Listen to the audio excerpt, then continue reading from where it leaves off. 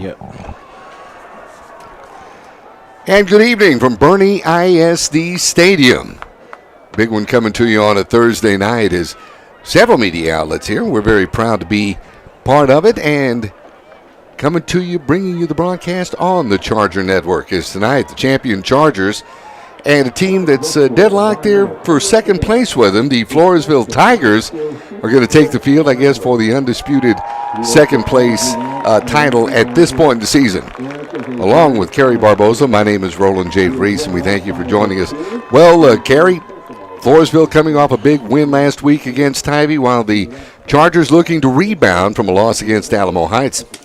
Yeah, both right now 2-1 in the district. Heights is in first place, and Floresville champion, both 2-1, and winner basically is probably going to end up in second place, barring any kind of upset next week. But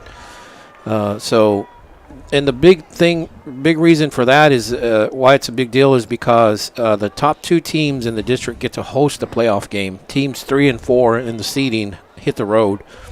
So whoever wins this game is probably going to get to host a first-round playoff game, and that's a big deal to be able to be at home in that first round in front of your home crowd and not have to get on the bus. And the way the districts are aligned, 15 5A Division II would have to go, as we're looking at the coin toss here, they would have to go play a valley school. So that'd be a 4 or 5 hour bus ride.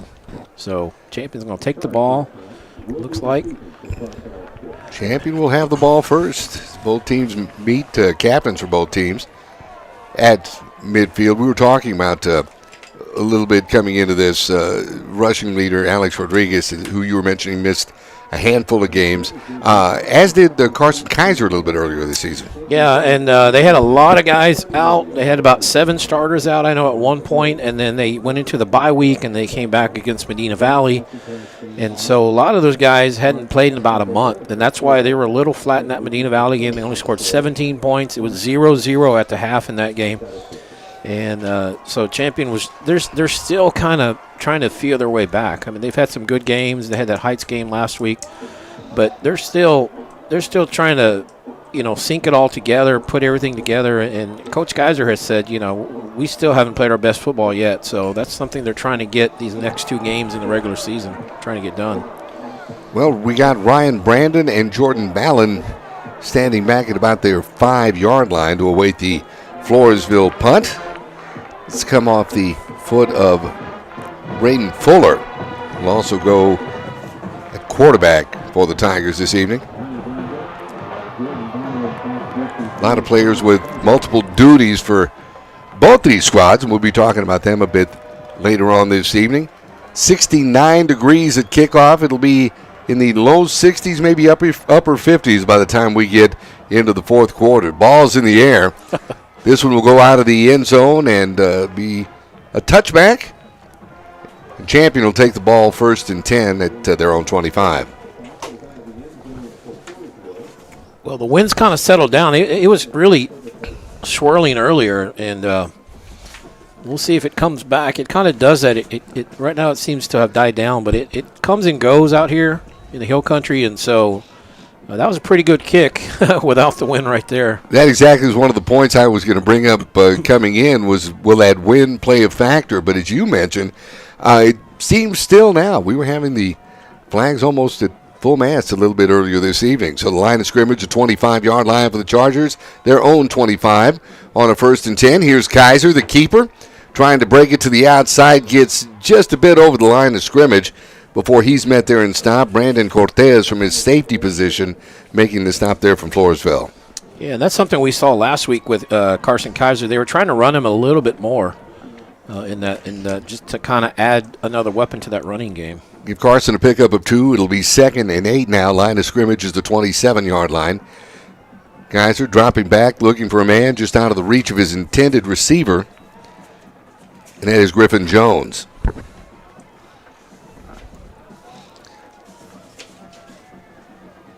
Jones, a big week last week. 4 catches for 69 yards in that loss to Alamo Heights. Their first loss of the season, too, we might add. Yep, and he had a great Schusting catch in that game. 3rd and 7. Kaiser feeling pressure. Steps up and unloads. This time he's got Jones at the 40. Jones at the 35, the 30. Knocked out of bounds at about the 21-yard line. Great pitch and catch from Kaiser to Jones, and it'll be first down. Champion in Floresville territory, deep in Floresville territory. As they mark this, at the 22? Good job by Kaiser extending the play by running around and then finding the receiver Jones, and good job by Jones following his blockers downfield. Here's the give to Rodriguez. Big hole up the middle across the 15 down to around the 10-yard line. Before he's met there and brought down, Brooks Farrell in from his safety position, making the stop for Floresville. It's enough to move the chains and give the Chargers another first down. Be first and 10 from the 11. They can pick up another first down by hitting the 1. Kaiser, the give once again, straight up the middle, touchdown, Champion. And just that quick, the Chargers are on the scoreboard. It's a little bit over a minute 12. Remember, they were facing a 3rd and 8, and they were one play away from having to punt. That one pass from Carson Kaiser to Jones, that one went for 51 yards. And then some good running there by Rodriguez to cap it. Wallace on to try the extra point. This one is good. Handful of seconds into this one this evening, and the Chargers already with a 7-0 lead. We'll be back with more here in just a moment. You're enjoying Champion football right here on the Chargers Network.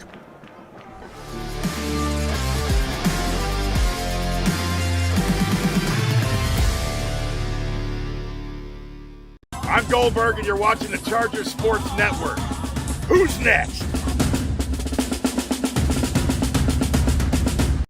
Tonight's broadcast on the Charger Sports Network is brought to you by H-E-B, Smoky Moe's Barbecue, Chick-fil-A, Frost Bank, Jet Specialty, Ferris Orthodontics, 1910 Church, Wick Productions, and Dog and Pony Grill.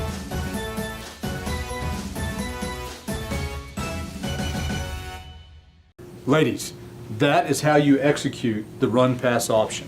All right, guys. In order to live in this community, we need to know important facts. What year was Champion High School opened? 2008. Now, who was Champion High School named after? Samuel V. Champion, legendary principal. Okay. Who was the first football coach at Champion High School? Danny Threadgill.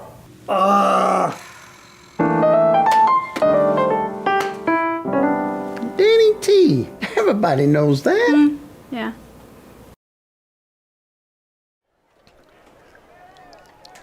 And just that quick, the Champion Chargers on the scoreboard this evening in a big one in District 15 582. And you got the scoring summary there for us. Yep, 5 plays, 75 yards, took a minute 12. Big play was 51-yard completion from Carson Kaiser to Griffin Jones. Made a nice catch and run and set him up in good position.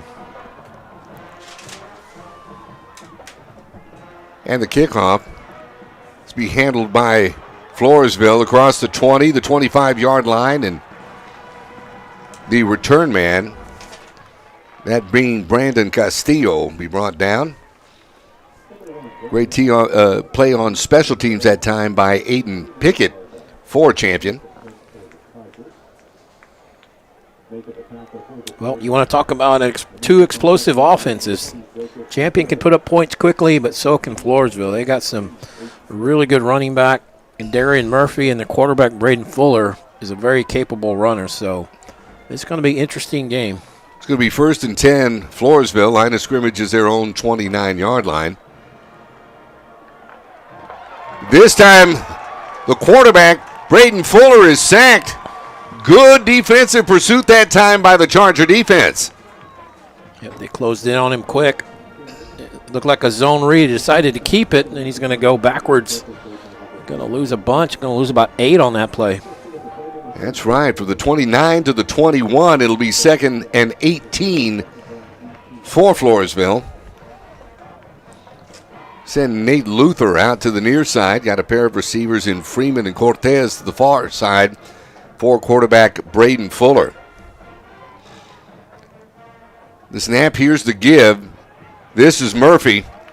Out across the 25. He'll be stopped at about the 27-yard line. Coming over to make the stop that time, Sawyer Bully.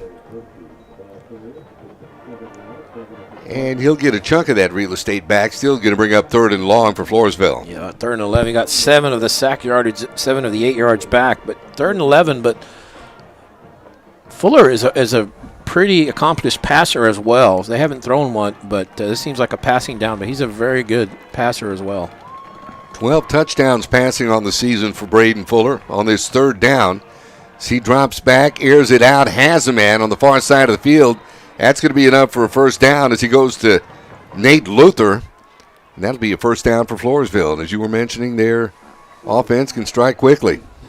Connor Holtorf pushes him out, but not before he gets that first down up at the 39. So needed 11, and they got 11. So they got exactly what they needed. What they needed. They got Luther, Freeman, and Cortez out to the near side for quarterback Braden Fuller.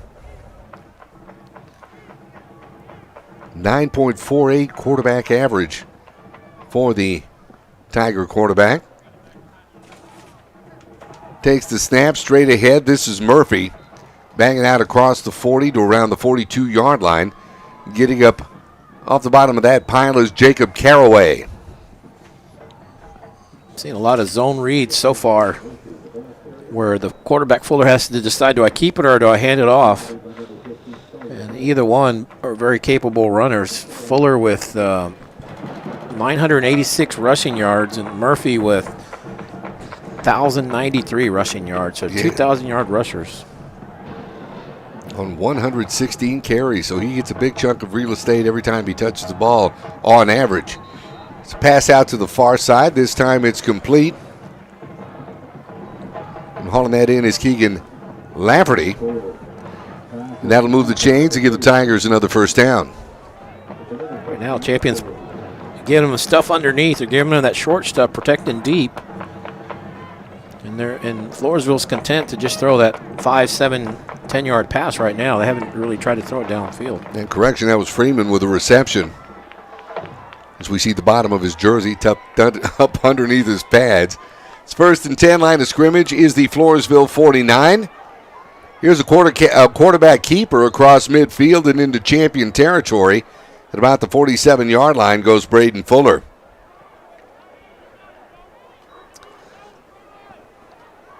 Fuller himself doing a good job running the football. 104 carries for 986 yards. He'd be second leading rusher on this Floresville squad. 12 touchdowns carrying the football this season as well. Yeah, and he's thrown for 1,200 yards, 1,197, and 15 more touchdowns. So he's a dual threat. He can run or throw, and he's a pretty accurate thrower. Give Fuller a pickup of 4 on that play. It'll be 2nd and 6. Line of scrimmage is the Champion 47-yard line. It's again a pair of receivers to the near side in Luther and Cortez. Single receiver far side. And that's where Fuller comes and has a man. That's Cortez across the 20 and into Champion territory at about the 27-yard line. Brandon Cortez, 16 catches thus far, 342 yards on the year, and 3 trips to the end zone.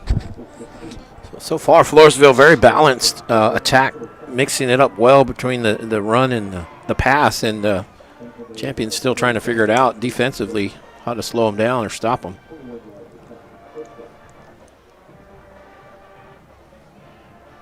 Trips to the far side this time for Floresville. Lone back in the backfield, that is Darian Murphy. Gets the handoff straight ahead. That didn't fool the Champion defense. Is that time pushing him back. And on that stop, Brendan Holland from his safety position. Also, Aiden Pickett coming over to help. They've done a good job so far limiting Murphy, but passing game has really been the big gainers for the Tigers today. That's how they've gotten the ball downfield when they needed a first down. It's been with their passing game. This time, Floresville is going to Line up 3 receivers to the far side. Here's Fuller looking, unloads, looking in zone. Nobody there. Penalty markers fly. And we may have an interference call. Yep, 2 flags come out. And basically on that play, Fuller, he just kind of pumps like he's going to throw it to Murphy coming out of that backfield on a little wheel route. And that's just trying to get the safety to bite and come up. He's going to throw deep. And that time there was some contact is what they're going to call, and it should give Floresville a first down.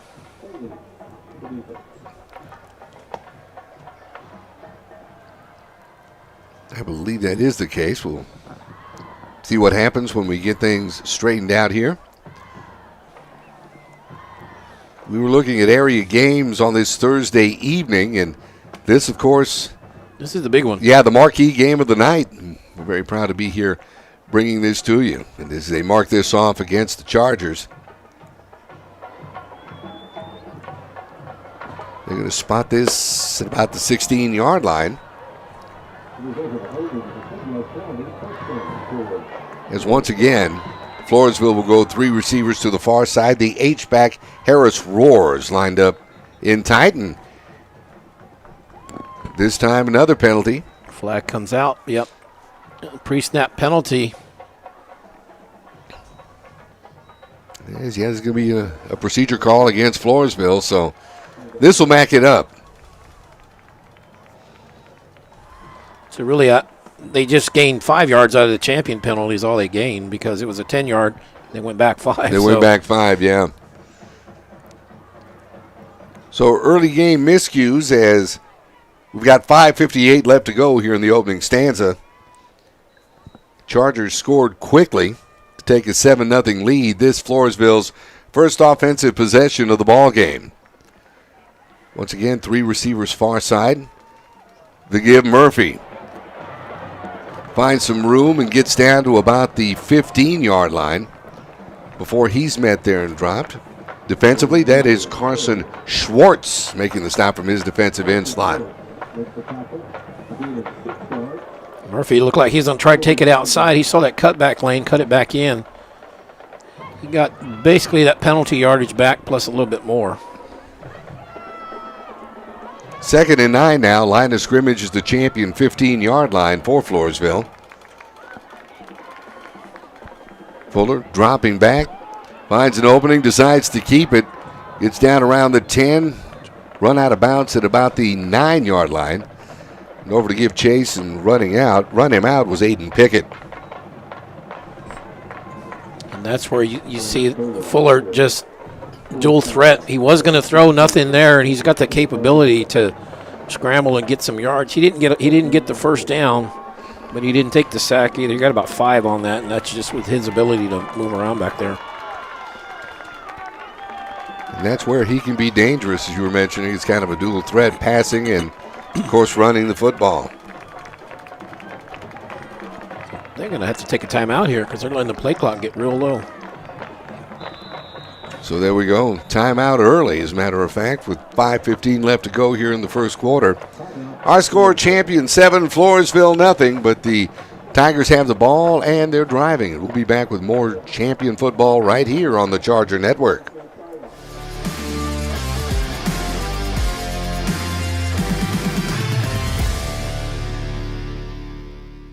I'm Stan Leach, Boerne ISD Athletic Director, and you're watching the Chargers Sports Network.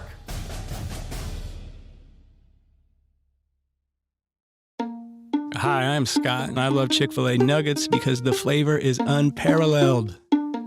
As soon as you bite into them, you're in a happy place. The seasoning is perfect. Hey, I'm Giovanni, and a little thing I love about Chick-fil-A nuggets is that they're perfectly breaded.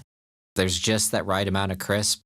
I don't know what they're doing in the kitchen, but it's pure magic. This game is going into overtime.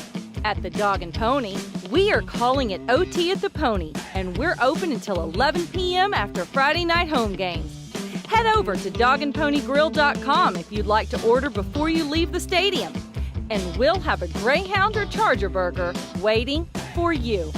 Dine in with us, grab a cold beverage, and enjoy the rest of the night with our full kitchen open until 11 p.m. Come on over, because we are ready for you. Back with you at Boerne ISD Stadium, where the champion Chargers holding on to a 7-0 lead. But as you're talking about here, after the Chargers had scored and before Floresville got the football, they can move the ball in big chunks and quickly. Yeah, and, right now it's taken them a while, but they've gotten down. This is over a 5-minute drive, almost going to be closing in on 6 minutes, so it's taking them half the quarter. But in a lot of plays, this is the 11th play of the drive right here. And it's a 3rd and 4 now from the Charger 10-yard line. Here's the give. Straight up the middle goes the running back, Darian Murphy. And they're in a hurry up. He got the first down at the 4. So it'll be 1st and goal for Floresville. Fuller the give, Murphy straight up the middle, nothing doing there. That Charger defense there to stop the run, and getting up off the bottom of that pile, Tanner Lee from his nose guard position. Yeah, he got a couple. He got it down to about the 2, but 2nd and goal, I would assume this is probably 4-down territory.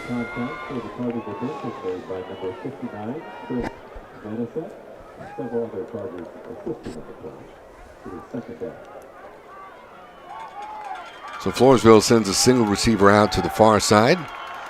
Fuller the snap. Fuller this time the keeper. Tries to find something in the middle. Nothing doing there. Charger defense once again rising to the occasion. Penalty markers fly. We'll check that. Oh, boy. That's a tough call there. Guys are just playing and whistle blows, but, they got momentum. They can't just stop on a dime. It looks like they're going to call unsportsmanlike, which the big thing, it would have been 3rd down. Here comes the call. Yeah, personal foul. That a big penalty. That was a very impatient whistle, I thought, right there. And the big thing is going to be 3rd down. Now it's going to be 1st and goal, and 1st and goal at the 1, basically. And that really thwarts a couple of great defensive stands or great defensive stops that time by the Charger defense. 1st and goal, line of scrimmage, the 1. The give, Murphy. Trying to stand him up once again. Nope, didn't get it. No indication. Well, I tell you what, Champion is making him earn this. 14th play of the drive. Charger defense rising to the occasion. We see Jacob Gresham with his 37.5 tackles thus far on the season. And this drive's going on near 7 minutes at this point. It'll be 2nd and goal. Line of scrimmage is the champion 1. Fuller the give straight ahead. Murphy. Didn't get. Oh, now they indicate touchdown that he crossed. Took him a while to signal. The side judge came in like he's going to spot it, and then halfway in he throws the hands up, says touchdown. So, and I tell you, that was not an easy drive for the Tigers. No, 3:39 left to go here in the first quarter. Took them 7:01 to get into the end zone.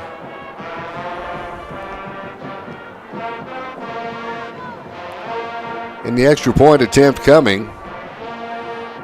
The kick is up, and it's good. As Josh Gonzalez converts. 3:39 left to go in the first. We're tied at 7. More on the way here on the Charger Network.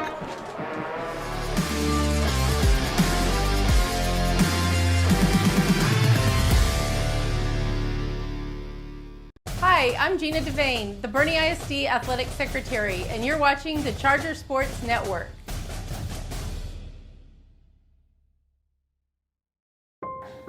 Hello, my name is Keith Kaiser. You may know me from the sidelines at Champion Charger football games. I'm here to talk to you about eliminating a real condition called hangry tummy. Symptoms include irritability, inability to concentrate, lack of energy, and the most common symptom. Thankfully, there's a cure, Smoky Moe's Barbecue. Hey, where's the Smoky Moe's Barbecue? Sorry, Coach. We had hangry tummy. Another Smoky Moe's Barbecue success story. It isn't Taco Tuesday without the freshest tortillas. That's why H-E-B bakes tortillas fresh in store. Your kids won't eat tacos on Tuesday or any day without their favorite toppings. Good thing H-E-B has it all, including guacamole made fresh in store. It's been a really long week, and it's still only Tuesday. That's why H-E-B does all the shopping for you, so you can just pick it up with free curbside. No store does more to bring the best to your door. Shop the app or online and pick up curbside free at H-E-B. Back with you now at Boerne ISD Stadium, and in a drive that originally began on their own 29-yard line after a couple of brilliant defensive plays by that Charger defense. Eventually ended up getting pay dirt with 3:39 left to go in the first quarter as Floresville ties it up. We're even at 7. 71 yards, 14 plays. Took them 14 plays and 7:01 off the clock. Started the drive at 10:40. And they scored with 3:39, so 7:01 off the clock. Yeah, good clock control that time on their part. Here's the kickoff. Brandon takes a knee. And Carson Kaiser will bring out the Charger offense, and they'll take over 1st and 10 on their own 25-yard line. You know, the thing that I was impressed with, well, Floresville hit a 3rd and 11 for that first down. They converted 3rd and 4 as well. But with the Charger defense, yeah, they did give up a touchdown, but it took them 4 tries from inside the 4 to score. So it was just, we knew Murphy or Fuller was probably going to run it anyway, but it took them 4 shots inside the 4 before they were able to get that touchdown. So that was a pretty good defensive stand at the end. Here it is on a 1st and 10. The handoff straight ahead. Rodriguez across the 25, maybe down to around the 27-yard line. Couple of yards of tough running for the Charger back.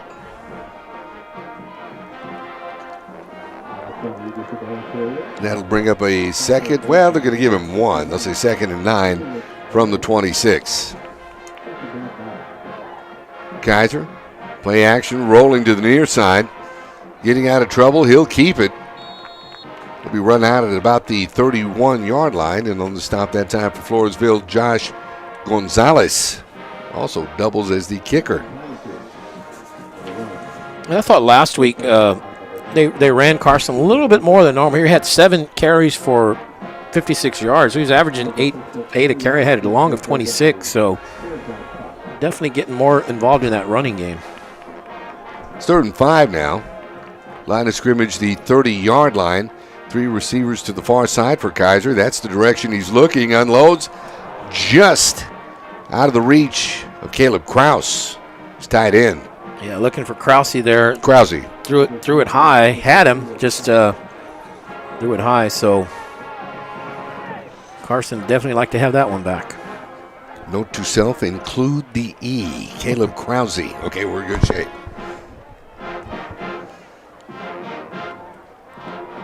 Well, it is 4th and 5 from the 30-yard line.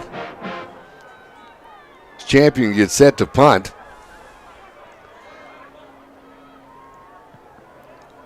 Kaiser, the punter. Of course, that's a dangerous situation for other teams to sometimes have to face, as he, of course, the quarterback as well. That'll take a champion roll and be down at about the 26-yard line. Always very handy to have your quarterback as a punter as well. I mean, because it you can do a lot. Absolutely, yeah, you can do a lot of that out of that formation. And you saw those 3 guys run out. It looked like maybe they tried some sort of fake, but I think they do that just to see how the defense reacts and if there is that possibility for it. Well, the Floresville offense back on the field now at the 26-yard line, their own 26. On a 1st and 10 with 3 receivers once again to the far side. The give, Murphy. This time he'll be caught. Good tackle, good defense that time. It's coming over Cade Galt to make the read. Yep, looked like Sawyer Bowley also maybe had gotten in there as well. And they've done a good job limiting. Murphy hasn't really busted off that long, big run that he's accustomed to. As a matter of fact, they only give him a pickup of 1 on that play. It's a 2nd and 9 from the Tiger 27. Floresville favoring lining up with 3 receivers to the far side. This time a quick snap to quarterback Fuller. They want to know why there was no flag, but there's all kinds of movement. Yeah, he just unloaded that. It looked like it was probably some sort of a busted play. Yeah, it was, but the running back, he can go in motion, but it looked like he was turning up a little bit. So not playing CFL rules here this evening. Yeah. I take it. Okay. You have to say lateral. You can't turn it upfield before the snap. So 3 receivers to the near side. This time they line up Murphy as a receiver on the far side on this 3rd and 9. Definitely a passing down as blitz. He drops back. The quarterback tries to take it out across the 30 and didn't get it. Takes it to about the 31-yard line. Good pursuing that time. Connor Holtorf run him out of bounds, and that'll bring up a punting situation for Floresville. Yeah, and I just wondered if Fuller was knew where the first down marker was, and if he was going to take on Holtorf. Holtorf came over, forced him out of bounds, and Fuller's just trying to avoid contact. I didn't know if he would lower that shoulder and maybe try to take him on, but he didn't, and he comes up well short. You know, Holtorf himself, big presence on that Charger defense with 36 tackles on the year. Yep, and his mom's the softball coach at Champion, and he's a baseball player himself. Well, all right, we'll see both of them. Is mom the coach, and he in a different role later this season. And there you go. It's a delay, and that's going to back up Floresville even more. Standing deep, Ryan Brandon. He's standing at his own 30-yard line right now. Well, Champions had the ball twice. Both times they've had to start at their own 25, so let's see. They're blowing the play dead. Seems to be some confusion out on the field. We'll see if they can get this all sorted out. But let's see if the Chargers get a chance at a good field position here because, like I said, the first 2, they're trying to tell them to stop the clock. Yeah. The clock's still running. Yeah, they'll probably have to reset that game clock, and they do right there to 1:55, which is what's remaining in the first quarter. Yeah, because once they had that penalty, then the clock should have stopped on that penalty. Pair of touchdowns on both teams' opening possessions have us where we are right now. We're all tied at 7.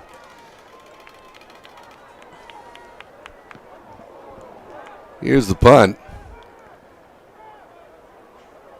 This one, this takes the Floresville bounce inside the 30. It'll be down at about the 27-yard line. So they didn't really get much different starting field position. They started at the 25-25 and now the 27. So interesting. Champion opening drive, touchdown. Floresville opening drive, touchdown. And then each team gets the ball and go 3 and out. So we'll see how this game's had offensive and then had some good defense. So let's see how the rest of the game plays out. Jones flank to the near side. We've got Ryan Brandon to the far side for Carson Kaiser on this first down. Here's the give. Rodriguez, nice hole across the 35 down to around the 37-yard line. That's going to move the chains and give the Chargers a first down. Yeah, he's so quick. He can get through there pretty fast. Kaiser, this time quick out, has a man at the 45 down to around the 48-yard line. Goes his receiver, Cannon Brooks.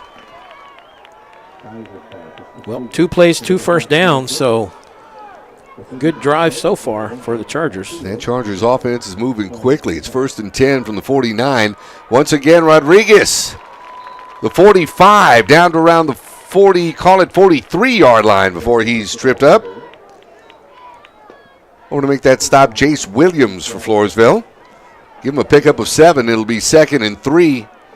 Here's Kaiser once again to give to Rodriguez, and why not? He's got you there. He's got down to the 35 before he's met there and stopped.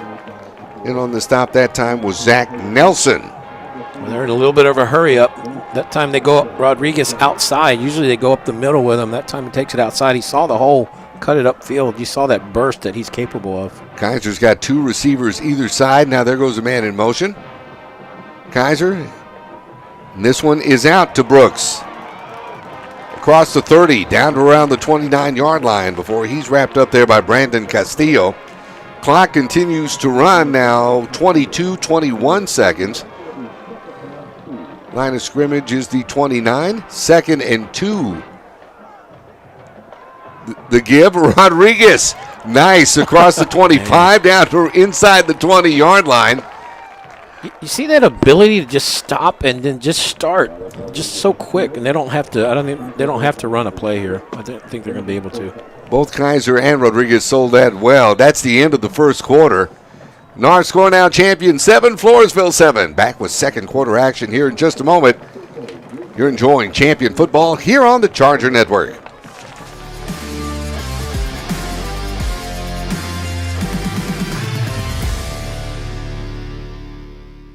Tonight's broadcast on the Charger Sports Network is brought to you by H-E-B, Smoky Moe's Barbecue, Chick-fil-A, Frostbane, Jet Specialty, Ferris Orthodontics, 1910 Church, Wick Productions, and Dog and Pony Grill.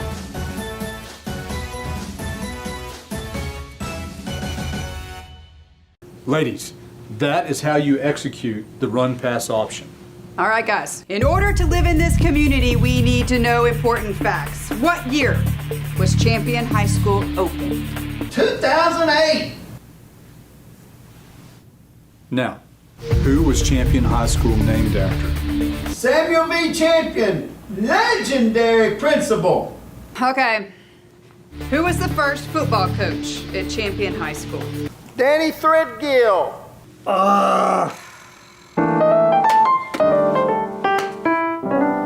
Danny T. Everybody knows that. Yeah.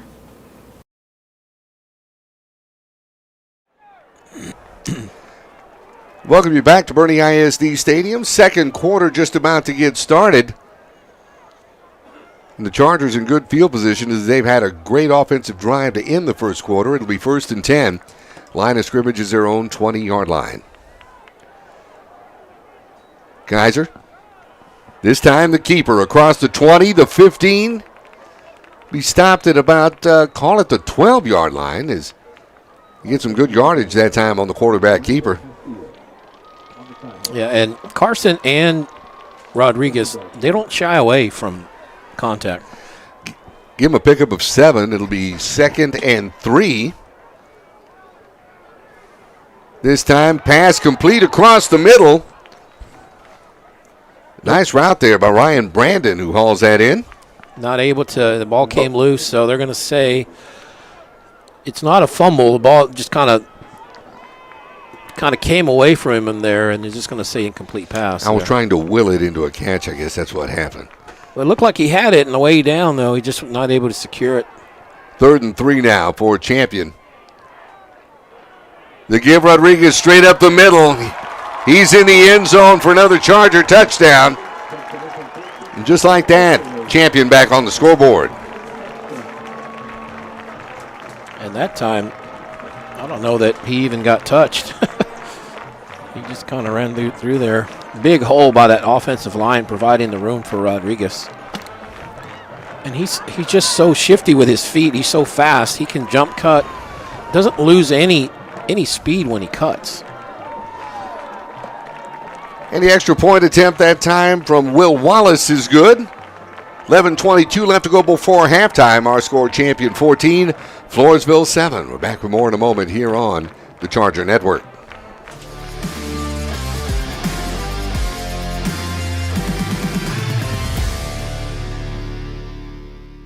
I'm Goldberg, and you're watching the Charger Sports Network. Who's next? Tonight's broadcast on the Charger Sports Network is brought to you by H-E-B, Smoky Moe's Barbecue, Chick-fil-A, Frostbane, Jet Specialty, Ferris Orthodontics, 1910 Church, Wick Productions, and Dog and Pony Grill.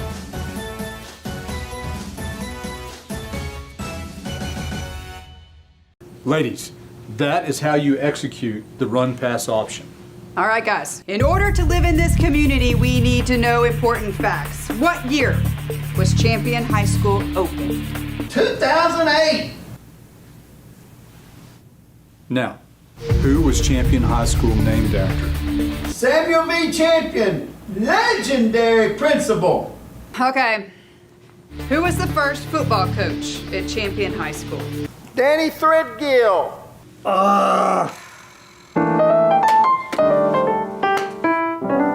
Danny T. Everybody knows that. Yeah. Touchdown run by Alex Rodriguez from 13 yards out gives Champion a 14-7 lead over Floresville. And you see Rodriguez there just kind of weaving his way. I think he would have scored in a flag football game because there was no defenders around him. But Rodriguez caps the drive that goes 9 plays, 73 yards, took 2:41 off the clock. Seems to feel his pursuit real well and able to get out of the situation there. Pick up positive yards while running the football. This one bobbled. It's picked up and handled that time by Brandon Cortez. Floresville will have the football. They'll be stopped shy of the 20-yard line. It's a good idea to get try to get a return, but not able to find a handle on it, and that cost them just that time you take to scoop down and pick it up. The defense is getting closer and closer. Yeah, well, I think that miscue on the kickoff also did a little bit of damage to that return. Well, this is interesting. This is Floresville's third drive. They had a touchdown and then a 3-and-out and punt, so let's see what they do this time. So this time they send a pair of receivers near side and a single receiver far side for Braden Fuller, the quarterback. This time the give once again, Murphy, as he's picking up positive yards across the 30. Being stopped shy of the 40-yard line. Good tackle that time by Connor Holtorf to bring the play to an end. 20-play run by Murphy, and that's one thing that Champion had done a good job of limiting him, not having those big plays like that, but he's such a good athlete. You know, he's going to get a couple of those in each game at least. Freeman to the near side. Cortez and Luther flanked to the far side for Braden Fuller on this 1st and 10 from their own 39-yard line. Once again, why not give it to Murphy? He finds another hole as he gets out across midfield and into Champion territory. Be brought down around the 45, maybe the 44-yard line. Is coming over to make the stop that time for Champion. I believe that was Sawyer Bowley.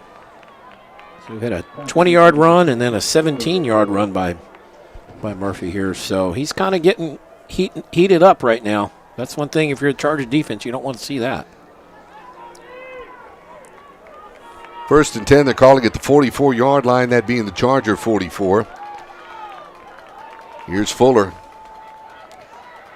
Dropping back, looking pass, feeling a little pressure, but unloads and has a man at the 35-yard line.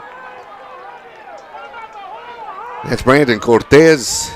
It's over to make the stop, Brendan Holland for Champion.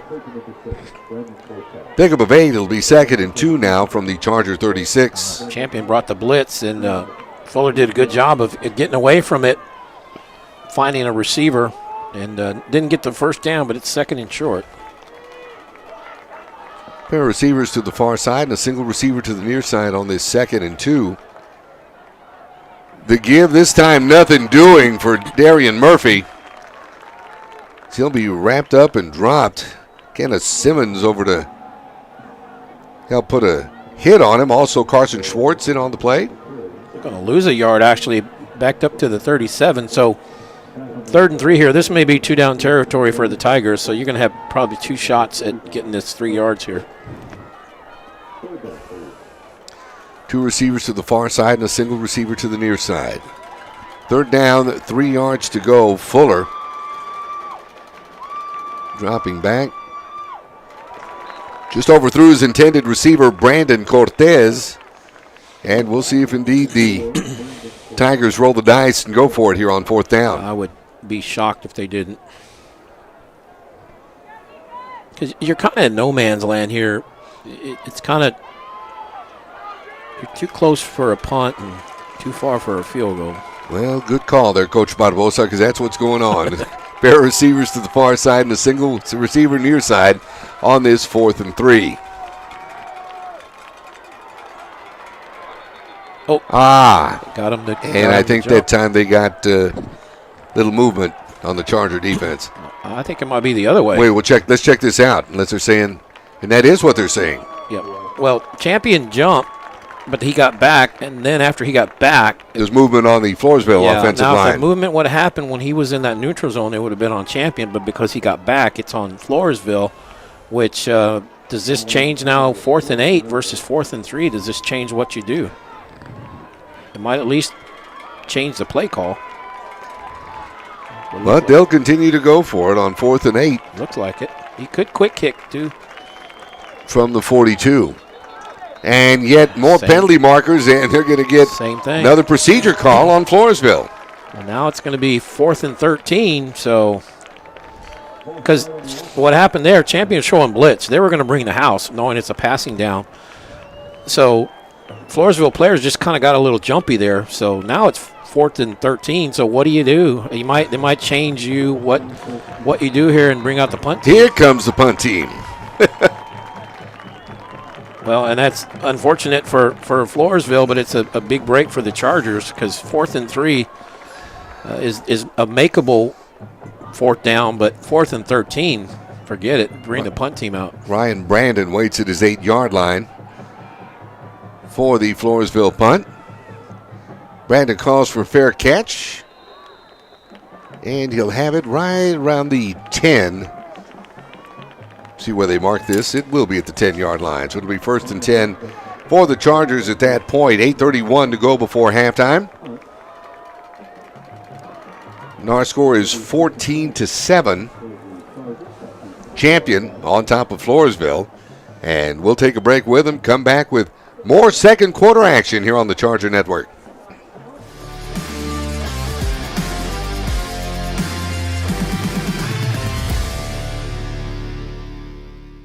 I'm Stan Leach, Boerne ISD Athletic Director, and you're watching the Chargers Sports Network.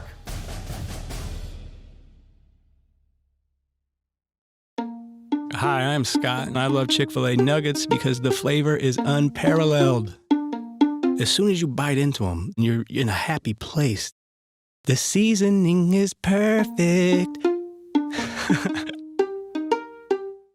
Hey, I'm Giovanni, and a little thing I love about Chick-fil-A nuggets is that they're perfectly breaded. There's just that right amount of crisp. I don't know what they're doing in the kitchen, but it's pure magic.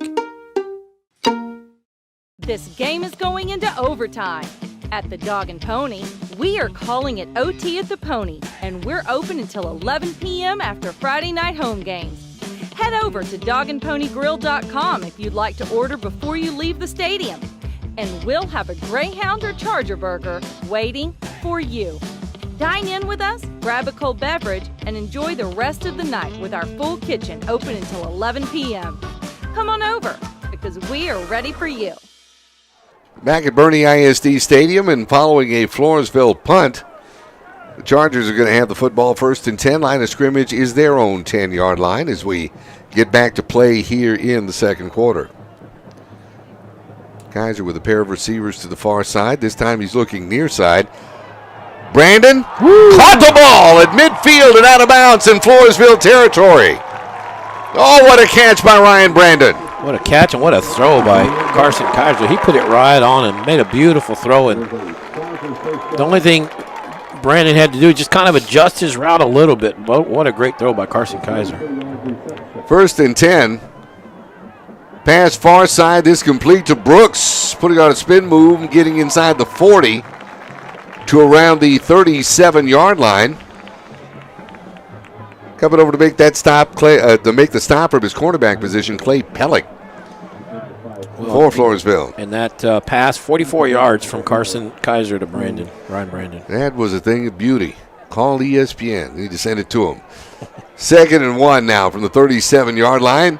Whoa. Oh, up and over goes the running back. Yeah, but he doesn't care. That is Alex Rodriguez. He'll pop right back up.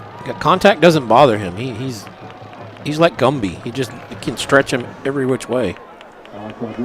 Well, enough to move the chains and give us a show there. It'll be 1st and 10 from the 32-yard line. Quick out. Rodriguez with the catch.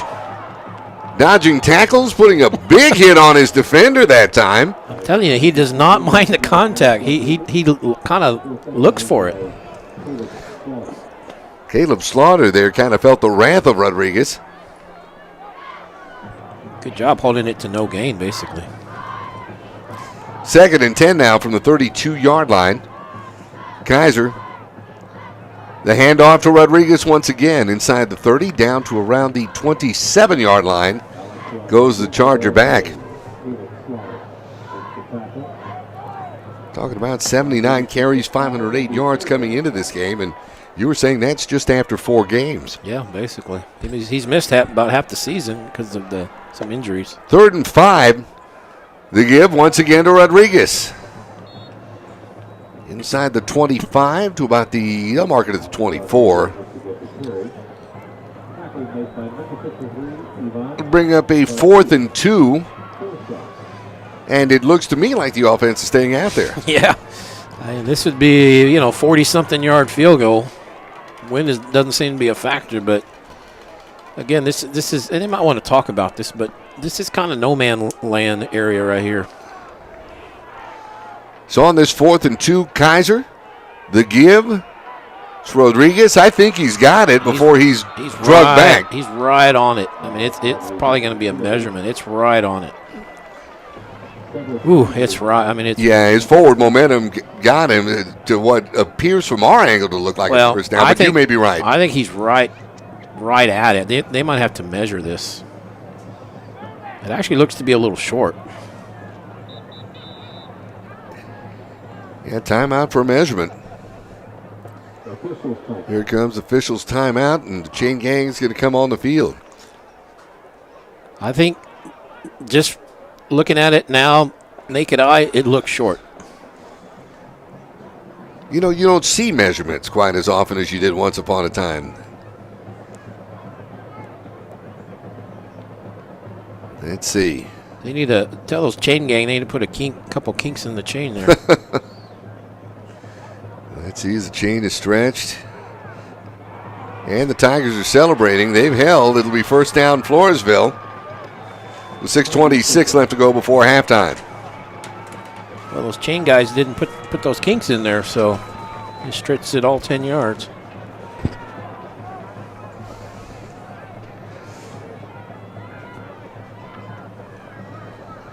Because really, where the ball is at, he had to get to the hash mark at the 22, I felt, and about a half a football or half a yard short, about a football length short. Yeah, the Tiger offense back on the field with his 3 receivers set to the far side on a 1st and 10 from the 22-yard line. Fuller with the keeper. This time he'll be caught in the backfield and dropped. Good defensive pursuit that time. Carson Schwartz. Yeah, that was Carson Schwartz. 28 tackles or 26 tackles thus far.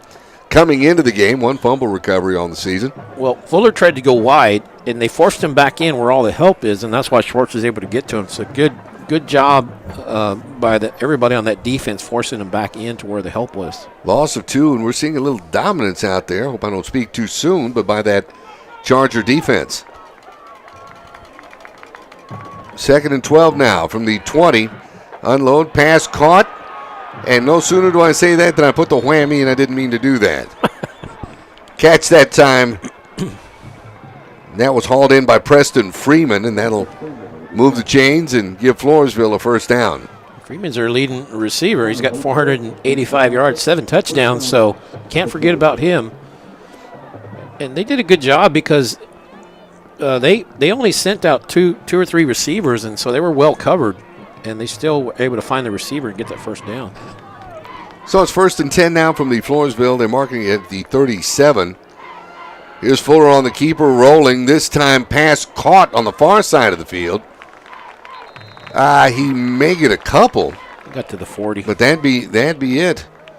They're going to give him about 3. I thought he got a very good spot. But, you know, you got to be happy with that play if you're the champion defense. You only give up 3 yards on a pass play. You'll take that. Freeman coming away with that one for the reception, and you're correct. It's 2nd and 7 as the ball is spotted at the 40-yard line. 4:39 left to go here before halftime. Chargers holding on to a 14-7 lead.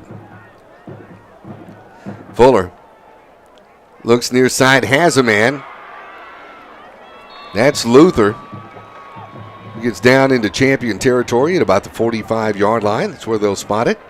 That'll move the chains and give Floresville another first down. By the time they're sitting off, the safeties the corners are sitting off a little bit, and they're throwing it that's just a quick hitter just to get him the ball before the safeties can come up or the cornerbacks can come up and make a play. So Floresville with another first down. Line of scrimmage is the champion 45. Fuller. This time play action rolling far side. Penalty markers fly as the Chargers give chase, and Fuller will run out of bounds near the 40-yard line. We'll see what the penalty marker is all about. It's generally in the area of holding. Yeah, exactly. Let's see what they call. I tell you, that was a big stop by the Floresville defense going back to the Champion's last drive, because if Champion scores there, you know, it's 21-7, and that really puts some pressure on Floresville. Instead, it's just a one-possession game here at 14-7. Holding. Floresville, you are correct.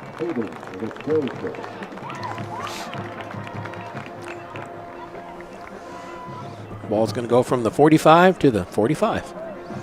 So Floresville back in their own territory.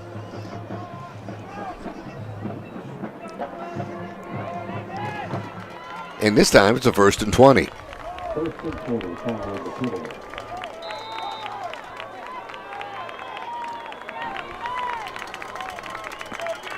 So Fuller with 2 receivers far side and a single receiver near side. Hands off. This is Murphy across midfield, across the 40. Murphy ridden out of bounds at about the 20-yard line. He'll get the first down and more. Sawyer Boley in on the stop that time for Champion. That was a good play. He got all that yardage back and then some, and it was a zone read. Fuller just made the right read and gave it to the running back Murphy, and big gain for him. Well, touchdown runs of 55 and 69 yards last week for Murphy against the Tybee Antlers. Oh, and we can't forget that 6-yard touchdown scamper. He had quite a day rushing the football last week. 17 carries for 228 yards. It's 1st and 10 from the 22-yard line. Here's Fuller, this time on the keeper. Now the quick pitch out to Murphy, as he'll get the ball inside the 15 to around the 14-yard line. It's a late pitch. Fuller looked like he's going to keep it. Went past the line of scrimmage and he lateraled it backwards, so it still counts. But late pitch in the play. Get 9 out of it. 2nd and 1 from the 13-yard line, that being the Champion 13, as the clock continues to run.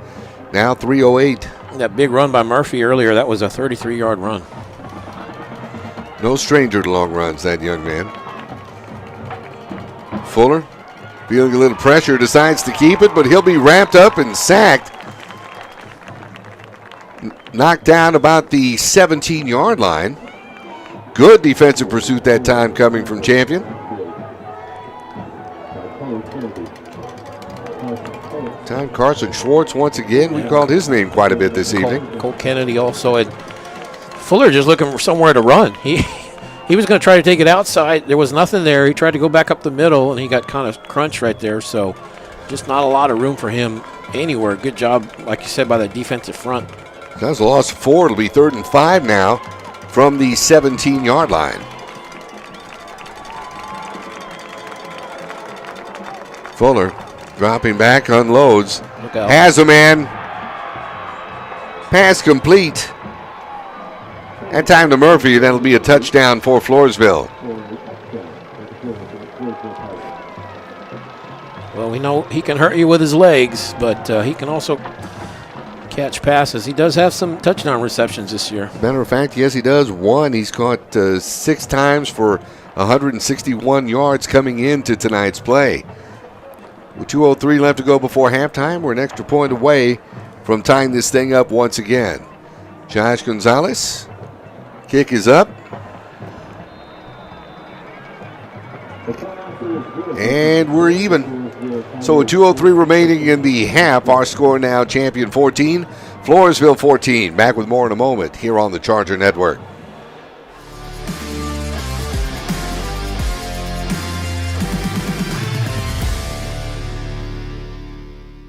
Hi, I'm Gina Devane, the Boerne ISD Athletic Secretary, and you're watching the Charger Sports Network.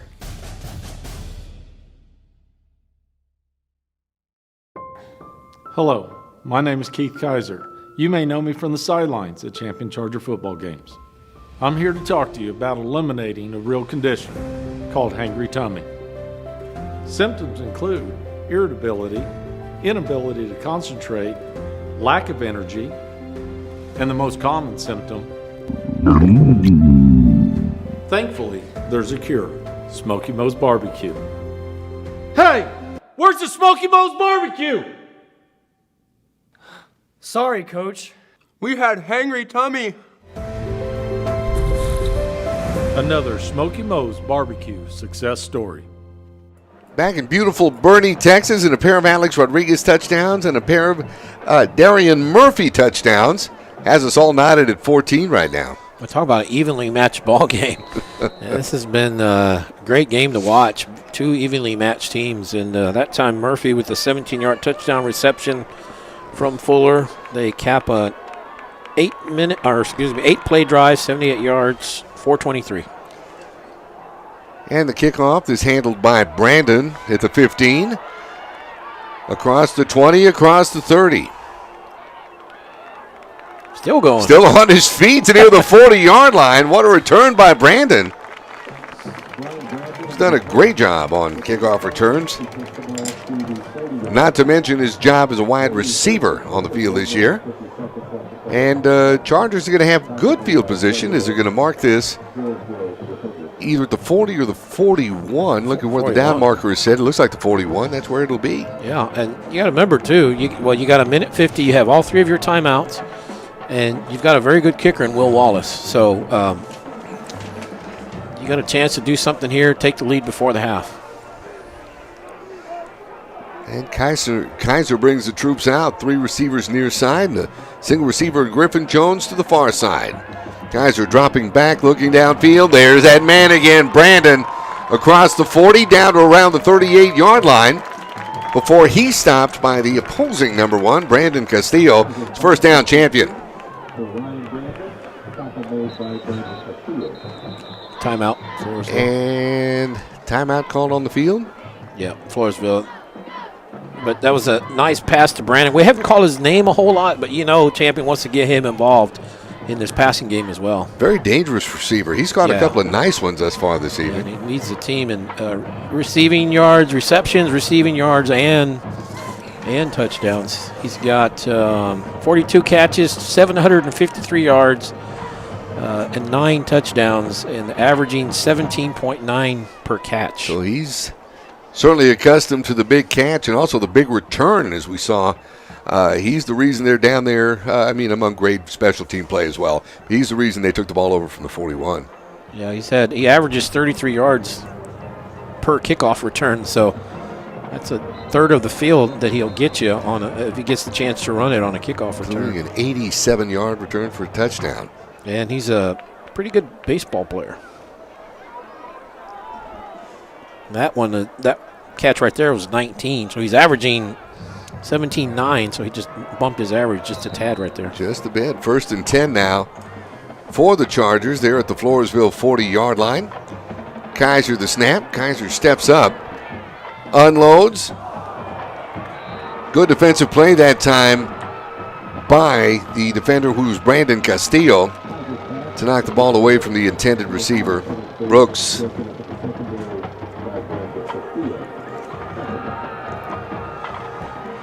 Second and 10 now from the 40-yard line. This time 3 receivers to the far side, and we've got Brandon to the near side. Guys are rolling far side. This time he has his intended receiver, Griffin Jones. Out near first down territory. As a matter of fact, he will pick up the first down. As the chain gang moves, they'll mark this at about the 30-yard line where it's 1st and 10 for the Chargers. This time, rolling near side. Pass complete to Brooks. Steps out of bounds at about the 22. Give him a pickup of about 8. It'll be 2nd and short for Champion. Yeah, Champion still has all 3 of its timeouts. Minute 19, you're trying to score, obviously, and you take the score whenever it comes, but you don't want to give Floresville too much time either. So here's Kaiser. Here's the handoff to Rodriguez, and why not? Straight up the middle. How about his 3rd touchdown of the game? As Alex Rodriguez goes into the end zone from 22 yards out. Well, like I said, Floresville is going to have some time now, minute 13, but you just, if you're the Chargers, you take the touchdown whenever you can get it, and with an athlete like Rodriguez, he can score at any point. So, and that was really some very good play calling right there because they were passing, so that kind of opens up stuff underneath, and you give it to Rodriguez, and he rips off the touchdown run. Wallace with the extra point, and it's good. With a minute 13 left on the clock before halftime, our new score, Champion 21 and the Floresville Tigers 14. Back with more in a moment here on the Charger Network.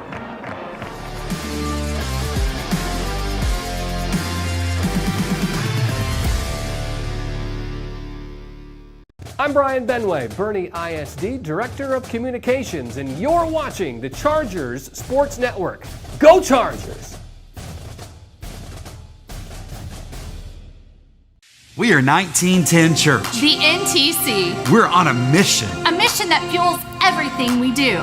We're about finding and restoring. Finding things that have been broken, lives that have been broken, and restoring them to the manufacturer's intended design. We're serious about people. Because we think people... Well, you talk about the Champion Chargers being able to score quickly. That took a whole 50 seconds from the time that Floresville had scored at 2:03, and with 1:13 left to go, Rodriguez takes the ball over from 22 yards out. Yep, 5 plays, 59 yards, and took him 37 seconds on that drive. And, of course, that was set up by a nice return from Brandon.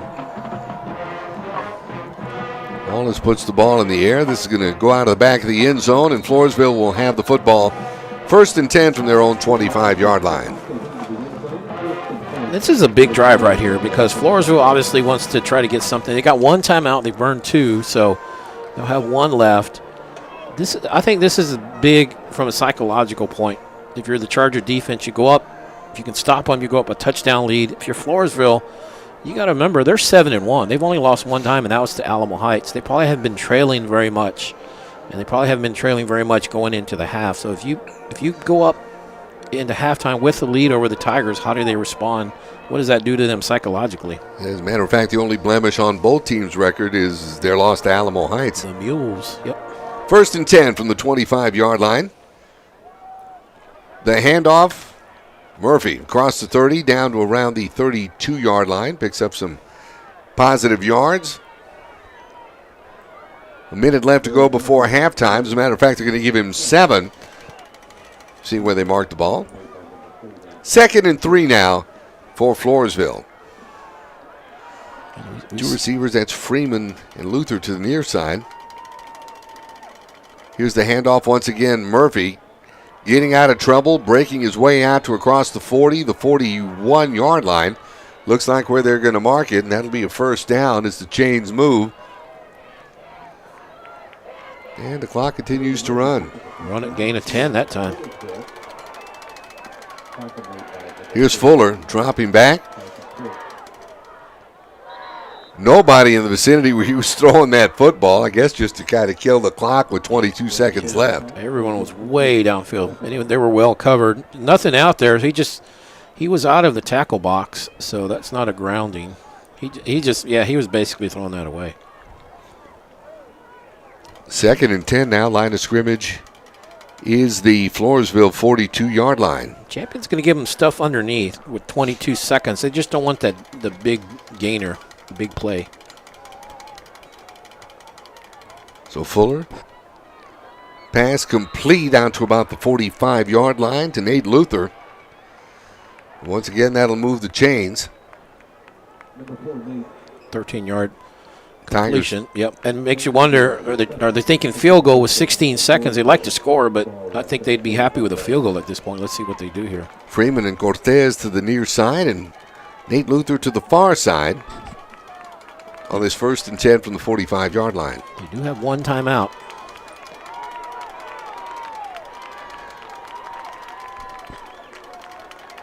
Whoa. High snap. Almost a busted play this time. Fuller tries to keep it. He's run out of bounds. That a big play. Looked like that was intended to be given to Murphy, but the high snap kind of threw things in reverse on that play. Yeah, and I think it was going to be a zone read where he had the choice to either keep it or hand off. And but because, like you said, that high snap that just threw the timing off, he only had one choice, and that was to keep it, nowhere to go. So it's basically a busted play. 2nd and 14 now from the 49-yard line. 10 seconds left to go before halftime. Champion wants to make sure they're going to protect deep because they're 10 seconds. You only got 2 plays probably, so you got to protect that deep stuff.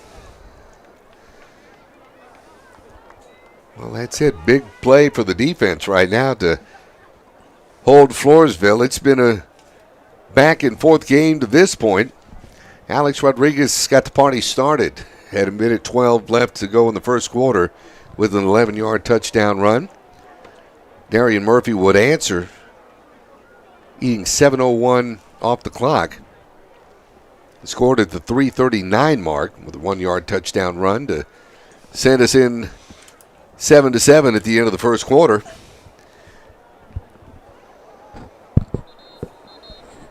In the second, Rodriguez, the 13-yard touchdown run and a 22-yard touchdown run to answer a 17-yard touchdown pass to Darian Murphy. Has us where we are right now at 21-14. Go ahead. No, I was going to say it's been the Rodriguez-Murphy show. They got all five touchdowns. That's it, yeah. Holding on to a 7-point lead. And it's 2nd and 14. Look how far Champion has their safeties back. They got them back at the 25, almost like it's going to be a punt. Line of scrimmage is the Champion 49. Here's a pass. It's complete. That's Murphy, who hauls it in around the 40, go out of bounds with about 6 seconds left to go in the half. Well, I was wondering if they were trying to just get some yards and try a long field goal, but at 6 seconds, you'd have to be another quick hitter like that to try to set up a long field goal. Plus, this would be about from 57, I guess, at this point. Yeah, and the wind's not enough of a factor to – I don't think he would kick it at 57.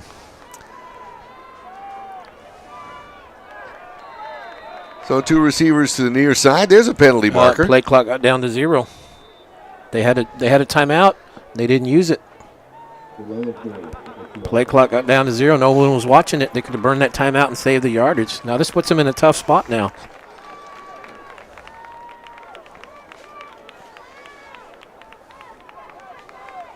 Tough to take a 5-yard delay a game when you got a timeout. It is. So an untimely miscue by Floresville. 6 seconds left to go. They're backed up to their own 45, or correction, the Champion 45. Here's a pass downfield. That one caught and driven out of bounds goes the receiver Luther. 2 ticks of the clock left. It'll be a 52-yard field goal from here. So this may just be a Hail Mary into the end zone. See what happens.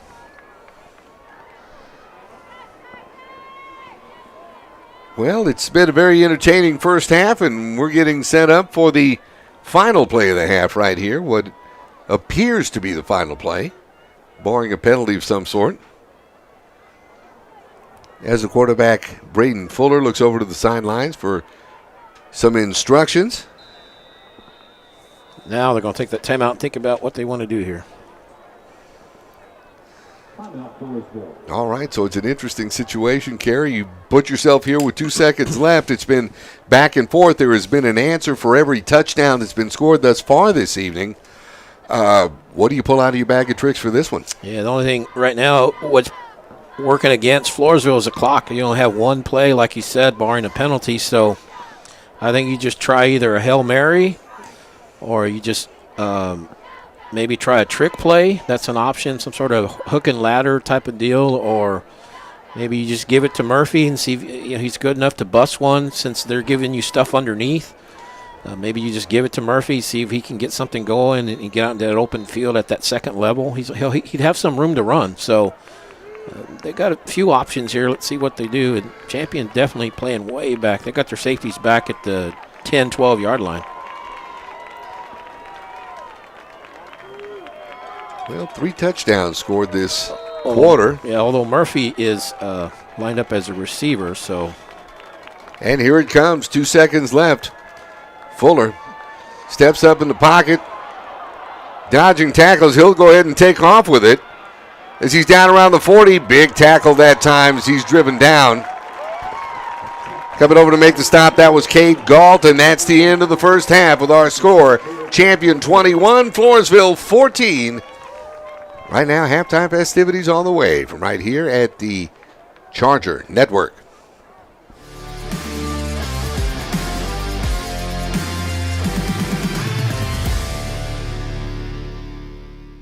I'm Goldberg, and you're watching the Charger Sports Network. Who's next?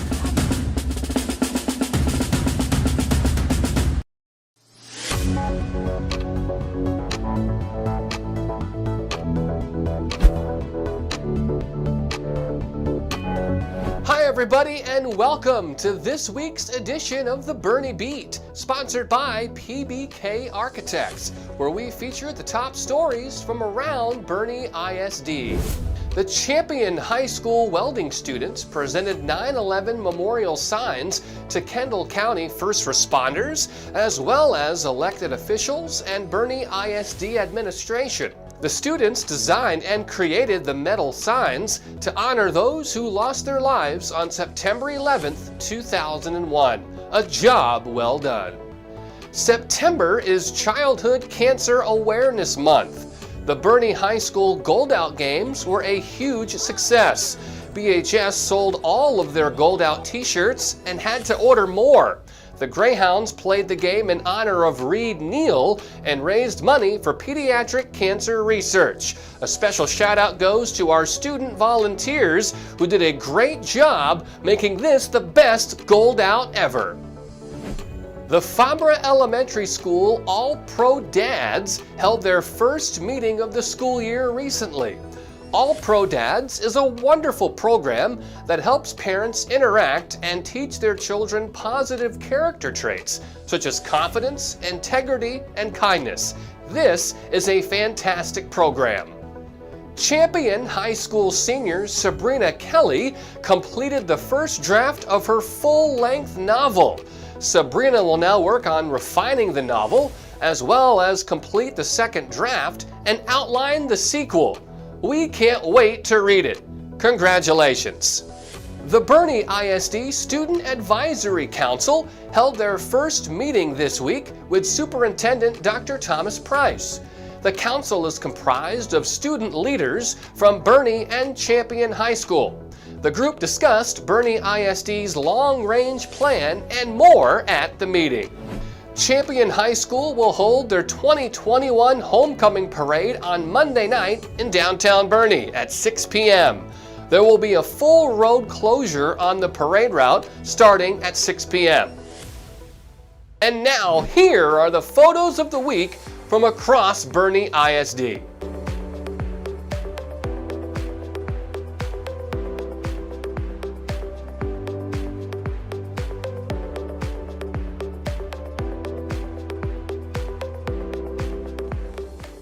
Those are just some of the highlights from around Boerne ISD this week. Be sure to follow our social media pages for much more information. Thank you as always for watching and have a great weekend. We are 1910 Church. The NTC. We're on a mission. A mission that fuels everything we do. We're about finding and restoring. Finding things that have been broken, lives that have been broken, and restoring them to the manufacturer's intended design. We're serious about people. Because we think people matter. We're fun, energetic, and crazy about life. Because we think it's worth living. And don't worry, we aren't perfect. Just forgiven and honored to have a second, a third, fourth chance. We would be honored to meet you. And what you're wearing right now is appropriate. So enjoy the game. And we look forward to seeing you soon. Ladies, that is how you execute the run-pass option. All right, guys. In order to live in this community, we need to know important facts. What year was Champion High School open? 2008. Now, who was Champion High School named after? Samuel V. Champion, legendary principal. Okay. Who was the first football coach at Champion High School? Danny Threadgill.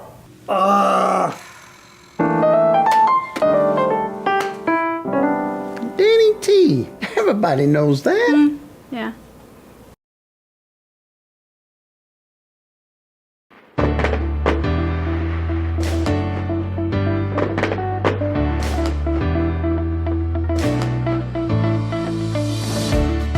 Hi everybody, we're here to surprise the 10,000th student in BISD. Let's go get them.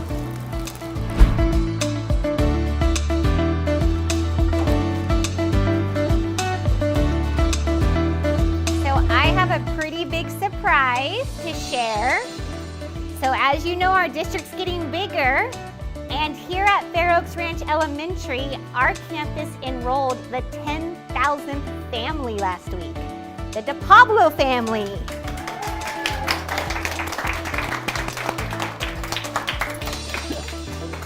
Congratulations on being the 10,000th student in Boerne ISD history.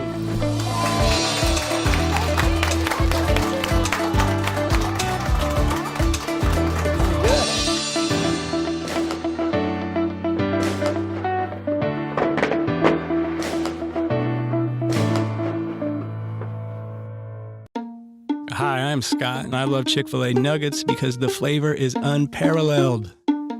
As soon as you bite into them, you're in a happy place. The seasoning is perfect. Hey, I'm Giovanni, and a little thing I love about Chick-fil-A nuggets is that they're perfectly breaded. There's just that right amount of crisp. I don't know what they're doing in the kitchen, but it's pure magic. I'm Stan Leach, Boerne ISD Athletic Director, and you're watching the Chargers Sports Network. Tonight's broadcast on the Charger Sports Network is brought to you by H-E-B, Smoky Moe's Barbecue, Chick-fil-A, Frost Bank, Jet Specialty, Ferris Orthodontics, 1910 Church, Wick Productions, and Dog and Pony Grill.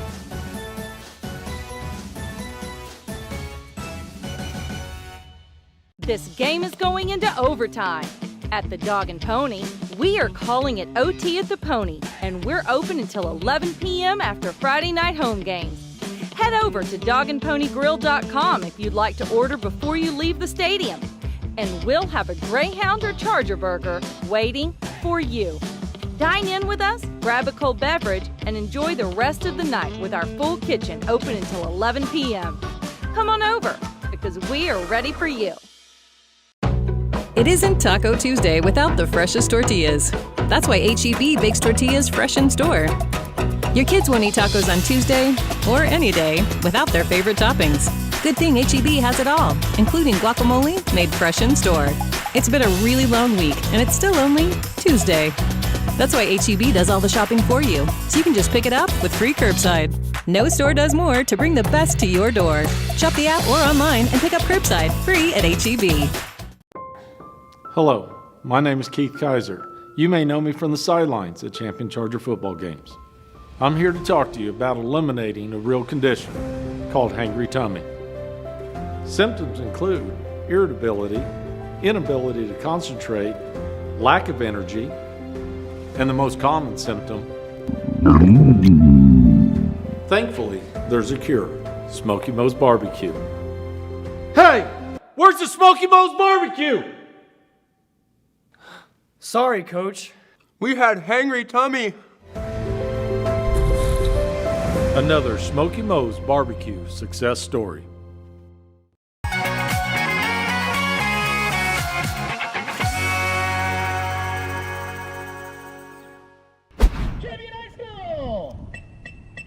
Five, six. 1, 2, 3, 4, 5, 6, 7, 8, 9, 10, 11, 12, 13, 14, 15, 16,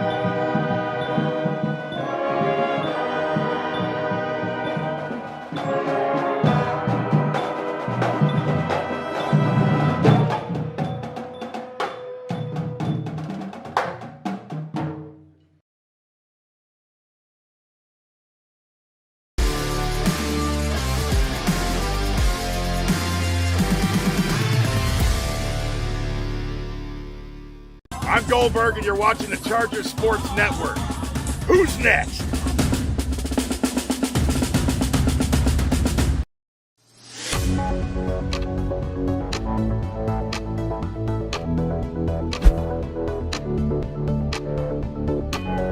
Hi, everybody, and welcome to this week's edition of the Boerne Beat, sponsored by PBK Architects, where we feature the top stories from around Boerne ISD. The Champion High School welding students presented 9/11 memorial signs to Kendall County first responders, as well as elected officials and Boerne ISD administration. The students designed and created the metal signs to honor those who lost their lives on September 11th, 2001. A job well done. September is Childhood Cancer Awareness Month.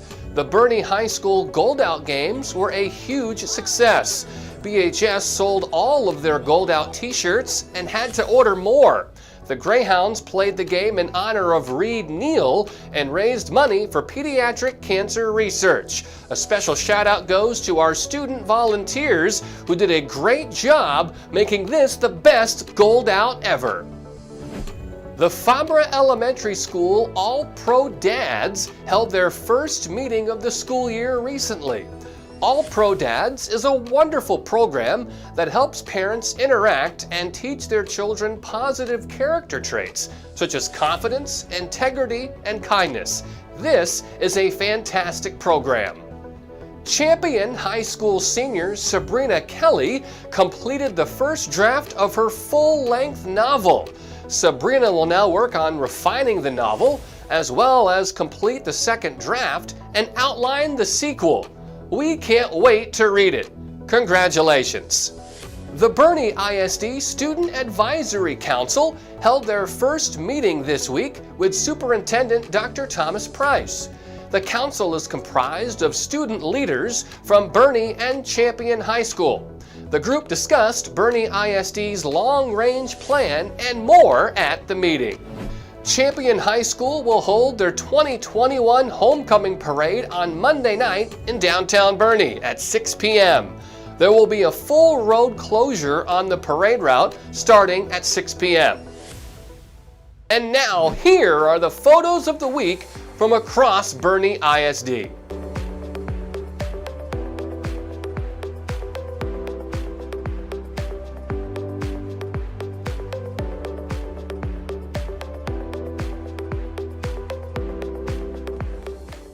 Those are just some of the highlights from around Boerne ISD this week. Be sure to follow our social media pages for much more information. Thank you, as always, for watching, and have a great weekend. We are 1910 Church. The NTC. We're on a mission. A mission that fuels everything we do. We're about finding and restoring. Finding things that have been broken, lives that have been broken, and restoring them to the manufacturer's intended design. We're serious about people. Because we think people matter. We're fun. Energetic. And crazy about life. Because we think it's worth living. And don't worry, we aren't perfect. Just forgiven and honored to have a second, a third, fourth chance. We would be honored to meet you. And what you're wearing right now is appropriate. So enjoy the game. And we look forward to seeing you soon. Ladies, that is how you execute the run-pass option. All right, guys. In order to live in this community, we need to know important facts. What year was Champion High School open? 2008. Now, who was Champion High School named after? Samuel V. Champion, legendary principal. Okay. Who was the first football coach at Champion High School? Danny Threadgill.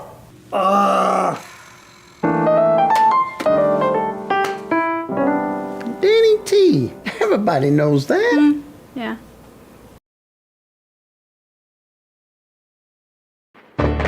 Your team officers for this year are Bill Castellon, Lindsay Castellon, Katie McElroy, Tabitha Wilkie.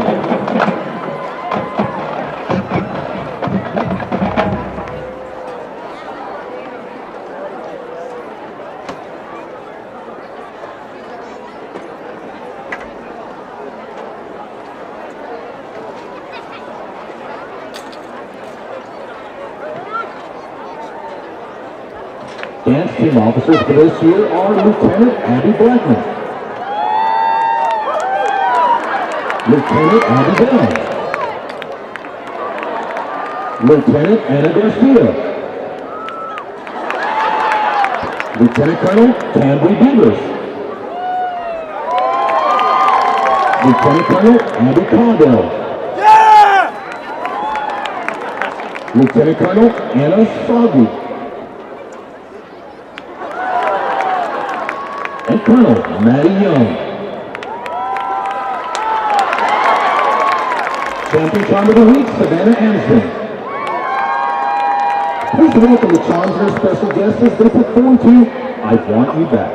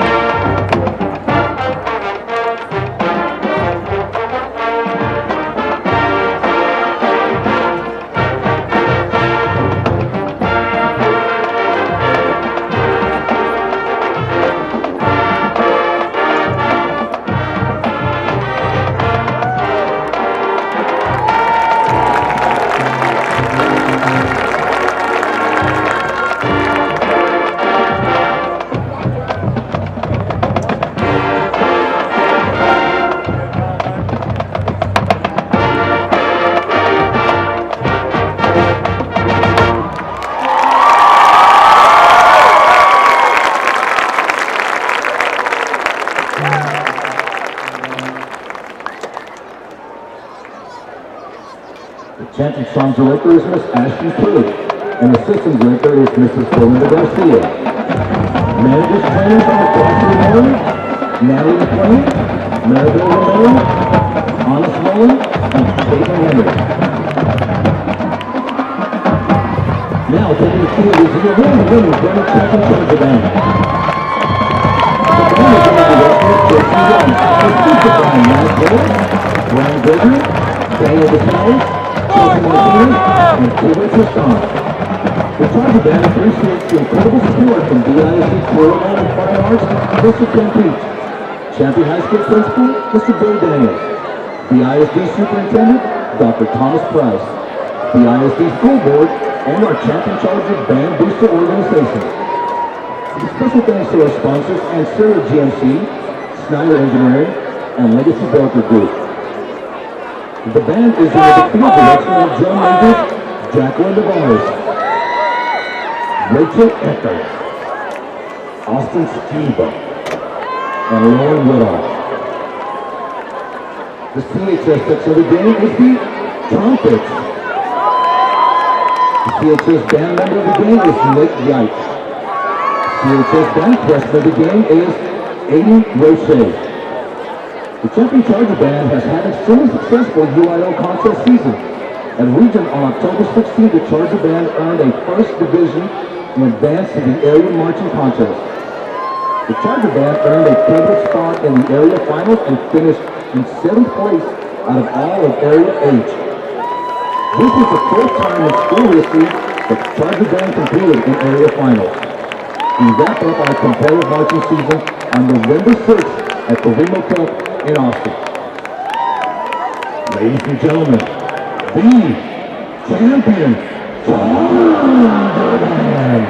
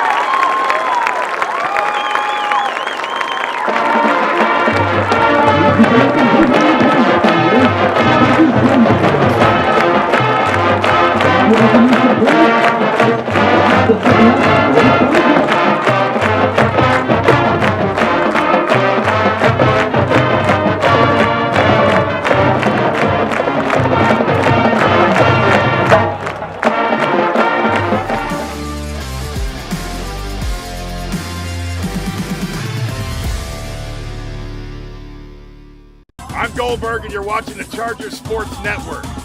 Who's next? Tonight's broadcast on the Charger Sports Network is brought to you by H-E-B, Smoky Moe's Barbecue, Chick-fil-A, Frost Bank, Jet Specialty, Ferris Orthodontics, 1910 Church, Wick Productions, and Dog and Pony Grill.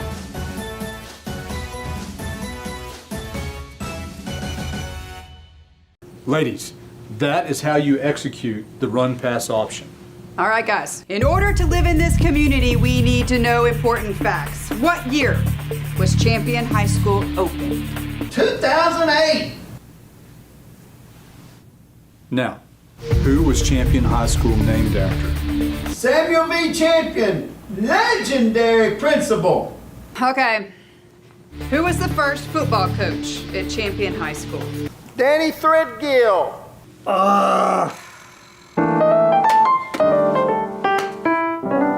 Danny T. Everybody knows that. Yeah.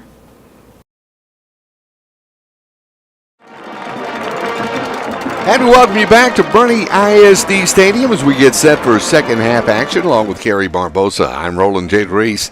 And it's everything we thought it would be to this point. I mean, we thought we were going to be treated to a barn burner of sorts, and it's been that of sorts here for the first half. Yeah, two very evenly matched teams, both with the same record in district, both with the same loss to the district leading Alamo Heights. And so I just didn't know if it'd be a defensive struggle or a shootout. And it's kind of been a little bit of both. It's times where the defense has kind of played well, and then times where the offense has kind of stepped up and made the difference. And it's been Rodriguez from Champion, and then Murphy from Floresville, and then Rodriguez, and then Murphy, and then Rodriguez. So it's been 5 touchdowns, and everyone has represented a lead change or a tie in the game. So it's very evenly matched. Two very good teams going at it, and we'll see how the second half plays out. It's all about adjustments. Floresville is going to get the ball to start, and let's see what they do.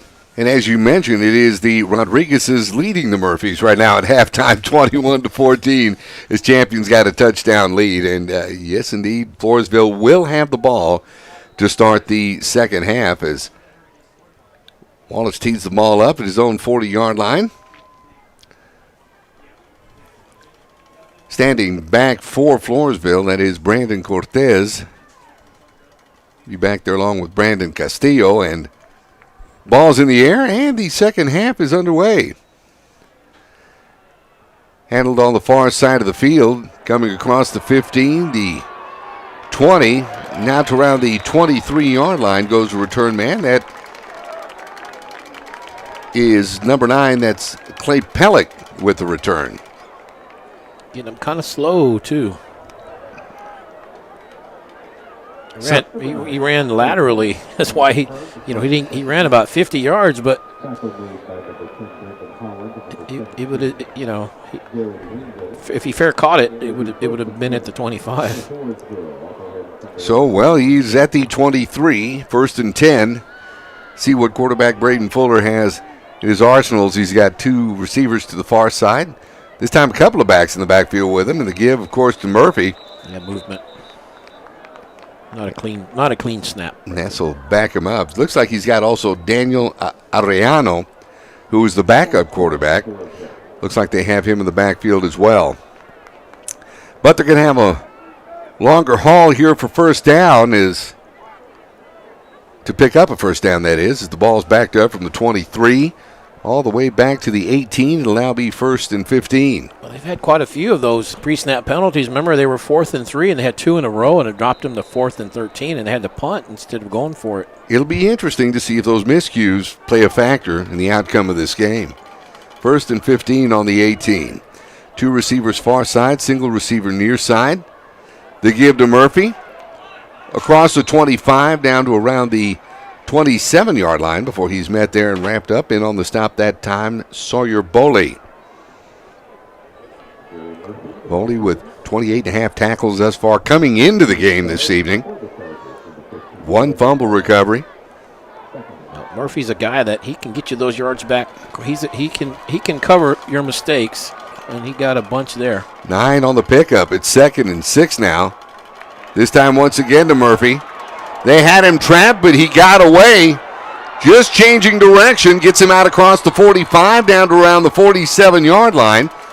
before Brendan Holland is there to wrap him up, but that'll move the chains and give Floresville a first down.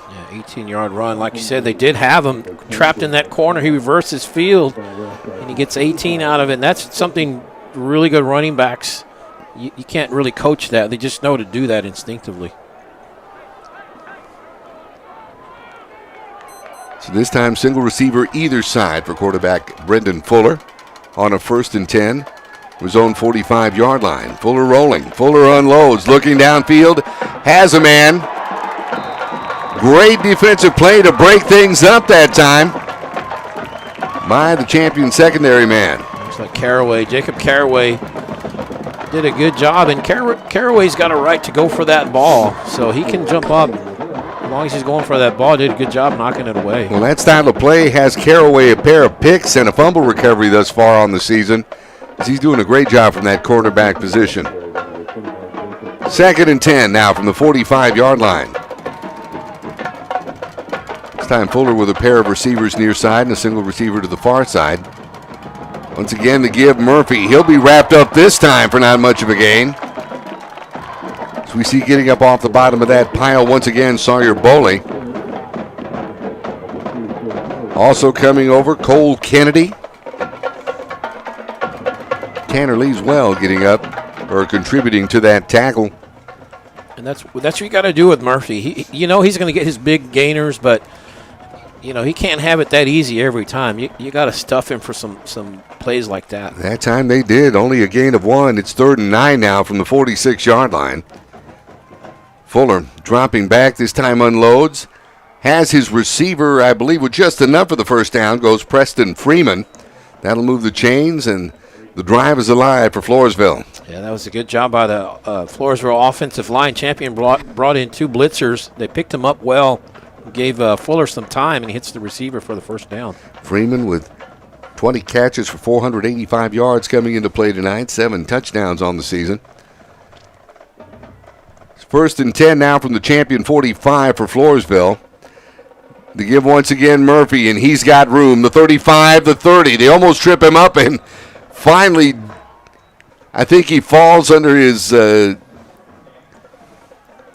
own power there, if you will, as they tripped him up. I think Brendan Holland kind of swiped him and knocked him off balance, and he ran about 10 yards trying to get his balance, and then he ends up falling down. That's exactly what happened. But that'll be enough for another first down, as the ball is now on the champion 22-yard line. Just underway here in the second half. Champion on top 21-14. And Floresville moving the football.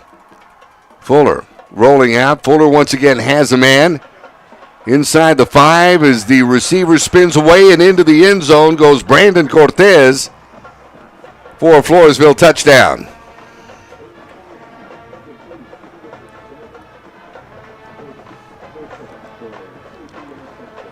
And we're an extra point away from being tied once again.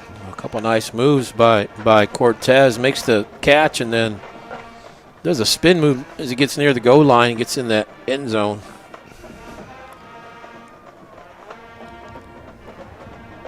On to try the extra point is Josh Gonzalez. This out of the hold of Brandon Cortez.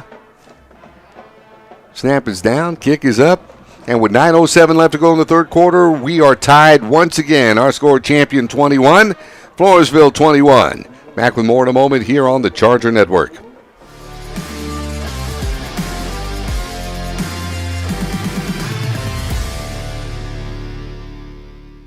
I'm Stan Leach, Boerne ISD Athletic Director, and you're watching the Chargers Sports Network.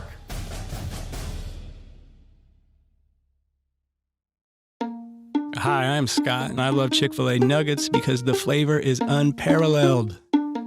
As soon as you bite into them, you're in a happy place. The seasoning is perfect.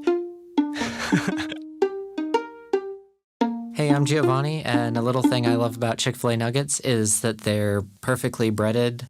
There's just that right amount of crisp. I don't know what they're doing in the kitchen, but it's pure magic. This game is going into overtime. At the Dog and Pony, we are calling it OT at the Pony, and we're open until 11 p.m. after Friday night home games. Head over to dogandponygrill.com if you'd like to order before you leave the stadium. And we'll have a Greyhound or Charger burger waiting for you. Dine in with us, grab a cold beverage, and enjoy the rest of the night with our full kitchen open until 11 p.m. Come on over, because we are ready for you. Back with you at Boerne ISD Stadium, where the Floresville Tigers have gotten on the board to start the second half. And that drive looked like how, Kerry Barboza? 7 plays, 82 yards, took 253. Had a couple big plays, some nice runs by running back Murphy, and then, of course, a touchdown pass, 22 yards from Fuller to Brandon Cortez. Ties it up here. Waiting back, Ryan Brandon and Jordan Ballin. They stand at their own 5-yard line, awaiting the kickoff off the right foot of Josh Gonzalez. Well, this one, Brandon will take a knee, and Champion will have the ball 1st and 10 at their own 25-yard line. Well, it's been back and forth thus far this evening. Time to see if Champion's got an answer for them to start the second half. Well, we had somebody score, finally, that wasn't named Rodriguez or Murphy. Cortez breaks that streak and ties it up, 21-21. And like we said, we knew this may come down to who has the ball very last possession. Brandon to the far side. This time we've got Jones and Brooks to the near side on a 1st and 10 from the Champion 25-yard line. Rodriguez thrown back in the backfield. He gets the call. He looks for the corner. Across the 25, down to around the 30-yard line before he's tripped up. And in on the stop that time, I believe it was number 16, and that's exactly who it was. Robert Pagan. Good job by Anthony Sanchez. The lineman just sealed off that corner and gave him Rodriguez room to run. He got 5. It's 2nd and 5 now as penalty markers fly. It's going to be on the Chargers, I think, 5 yards. And Floresville was pointing at him, so we'll see what the call is all about this time. And that will back it up 5. Yeah, Sanchez, from that spot, he just sealed off that nose guard, didn't let him get near Rodriguez, and got him those 5 yards, although they give it back on this penalty. So 2nd down now, 2nd and 10. Pass is complete. It's Brandon. Tries to get his way to the 35. He's going to be met there and driven back. I don't know if they'll forward progress. As a matter of fact, forward progress is going to get it. Yeah, he got out to the 36. And that'll be a 1st down as the chains are moved. 1st and 10 Chargers from the 36, unloaded once again. This pass caught. So Krause. And on the far side of the field, that is Krause with the reception. Give him a pickup. Give him a pickup of about 6. It'll be 2nd and 4 from the 42. Chargers in a hurry. They like to speed up their offense. This time the give. Rodriguez trying to find the corner on the far side. Not much there as he's wrapped up. Maybe back to the line of scrimmage. Before coming over to make the hit that time, that was Jason Coronado. Yeah, no gain. They do run him to the short side of the field, so not a lot of room for him to operate out there. 3rd and 4 now from the 42-yard line. Kaiser coming near side. He's got Brandon, who'll be stopped at about the 48-yard line, but that ought to be enough to move the chains, and it is. It'll be a 1st down for the Chargers. Gain of 7. And this time they roll Kaiser to the wide side of the field because they're on that right hash mark. Gives them more room to operate. 1st and 10 once again. Kaiser coming back, same place. Got Jones. Remains on his feet. Tries to put on a spin move there, but is driven out of bounds. On the coverage that time, Brandon Cortez, same young man who just caught the touchdown pass. I tell you, Robert Pagan jumped that route, the defender, and he almost got a hand on it, but nice throw by Kaiser. Threads that needle. So 2 receivers either side for Kaiser. On this 1st and 10 from the 41. Give it to Rodriguez. Look at the hole. Across the 30. Flips across the 25 down to around the 24-yard line. Cortez on the stop. But that'll move the chains, and it's another first down. 16-yard run, and they do that. They pass, and then they set up Rodriguez with a big run. It's first down. Kaiser running far side, just out of the grasp of Ryan Brandon. May have looked upfield before he actually looked the ball into his hands. Yep, there was no one within 5 yards of him, and just had a lot of steam on it. Could have floated it out there, and he probably would have been able to catch it a little bit easier. 2nd and 10 Chargers from the Floresville 25. This time they send 3 receivers to the far side. Jones to the near side. The fake, the pass to Jones, and this one knocked away. Once again, Jones looked like he had it in his hands. Good defensive coverage that time. And that, once again, Robert Pagan with the hit. We called his name a couple of times on this drive. 3rd and 10 now for Champion on the Floresville 25. 3rd and 10. If you don't get anything here, it's about a 42-yarder. Talking to Coach Kaiser before the game, he likes Wallace from as far away as 45, so let's see what they do here. 3rd and 10. They give Rodriguez trying to find the corner across the 20, across the 15, down to near the 10-yard line. Mr. Money in the bank there. That's a huge run. Absolutely. See Rodriguez, they pull the guard that time, and he gets some room. Then Rodriguez just takes it out and just fights for yardage, and just a good run by the senior running back. Well, he's got the ball to the 11-yard line now for another 1st and 10. Kaiser rolling near side, looking end zone, just out of the grasp once again of Jones. It's going to be a fly. It's going to be a hold. One of the Tigers got wrestled to the ground, so I think they're going to call that. So incomplete, but it's just going to back them up.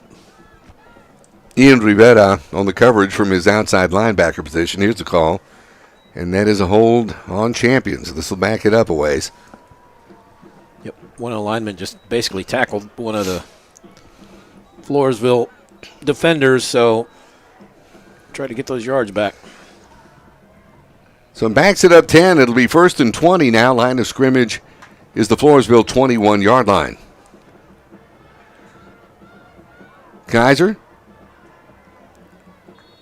Pass complete to about the 15 goes the receiver Cannon Brooks. 38 catches, 260 yards coming into this one. I got 6 of it back, so still still behind the chain, 2nd and 14 here.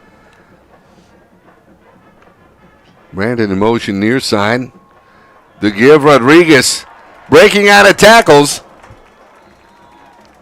Gets knocked down at about the 2-yard line. Over to make the hit that time, Brooks Farrell from his safety position. And they came in. They brought a man from the outside, the Tigers did, and he almost hit Rodriguez, but Rodriguez saw him and sped up. He's got that extra gear. Makes a couple of nice moves. Still not a first down, though. 3rd and 1. The give, Rodriguez. Why not? This time he's going to be ramped up. Stop for no gain. Tyler Pendlerick from his inside linebacker position over to make the stop that time and thwart the drive. And it looks like a go-for-it situation. 4th and 2. It looked like he lost a yard. They're lined up to go. Well, Rodriguez thrown back in the backfield. Kaiser the snap. Kaiser the give to Rodriguez. He's in the end zone. Can you say 4 touchdowns on the night for Alex Rodriguez?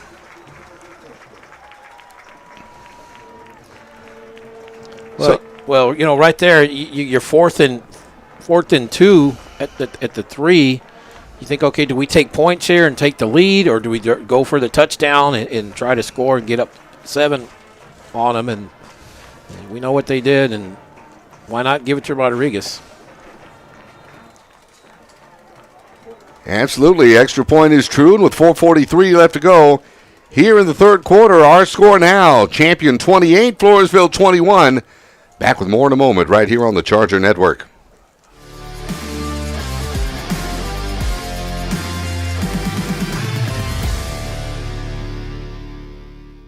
I'm Brian Benway, Boerne ISD Director of Communications, and you're watching the Chargers Sports Network. Go Chargers! We are 1910 Church. The NTC. We're on a mission. A mission that fuels everything we do.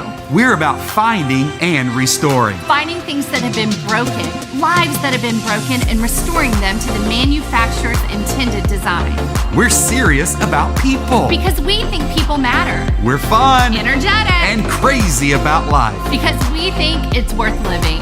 And don't worry, we aren't perfect. Just forgiven and honored to have a second, a third, fourth chance. We would be honored to meet you. And what you're wearing right now is appropriate. So enjoy the game. And we look forward to seeing you soon. Hi, I'm Scott, and I love Chick-fil-A nuggets because the flavor is unparalleled. As soon as you bite into them, you're in a happy place. The seasoning is perfect. Hey, I'm Giovanni, and a little thing I love about Chick-fil-A nuggets is that they're perfectly breaded. There's just that right amount of crisp. I don't know what they're doing in the kitchen, but it's pure magic. Back at Boerne ISD Stadium, it's Alex Rodriguez in the end zone once again from 3 yards out, and that drive looked like 14 plays, 75 yards, took 424. Rodriguez, like you said, hat trick +1 tonight on the touchdowns. Absolutely. His fourth, as a matter of fact, 49 yards in touchdown carries alone tonight. That'd normally be a good night at the office for any running back. For Rodriguez, it's just touchdown runs. Here's the kickoff that's handled by Castillo across the 15. Look out. Castillo breaking tackles, gets out across the 35 to near the 40-yard line. Floresville's going to have decent field position to get things started this drive. Well, I tell you, both offenses, we know it's 28-21. We know both offenses can score, and defenses have come up with some big plays tonight, but it just seems like a defense that can get in the second half one stop or two might be the difference. Well, familiar formation for Braden Fullers. He's got 3 receivers this time to the near side. Hands off to Murphy, crossing the 40, the 45, midfield, and into Champion territory as he steps out of bounds at about the 40-yard line. Tanner Lee over giving chase. Coming back. And we'll check this call. Guessing maybe a hold, but we'll check this out. Yeah, the flag's right at the 47, so if that's where the infraction occurred, let's see. He'll get some of it back. That is indeed it.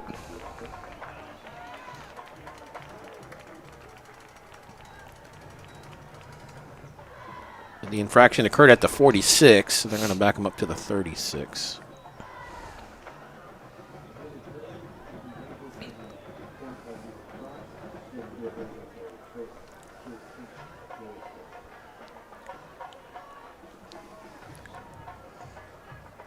Murphy's gotten loose on a couple big runs tonight. That one was 20, but most of it got wiped out on the penalty, but he's had 18-yarder, 20-yarder. He's had some big runs. He's kind of starting to get going here in this second half. 36-yard line on the near hash mark. It remains first down.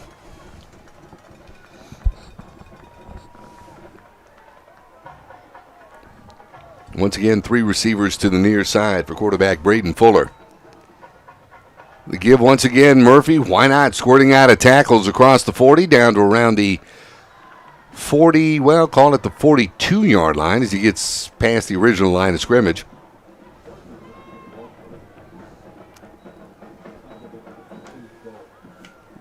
Basically get all the penalty yardage back is what he got, basically. That's it. Second down and 8 yards to go now. This time the receiving core moves to the far side of the field for Fuller. This time Fuller looking. He's going to be under pressure, decide to keep it and put it away as he'll be driven out of bounds near the 45-yard line. Good defensive pursuit that time by the Charger defense. Yeah, Fuller was running for his life. He had 3 Chargers running after him.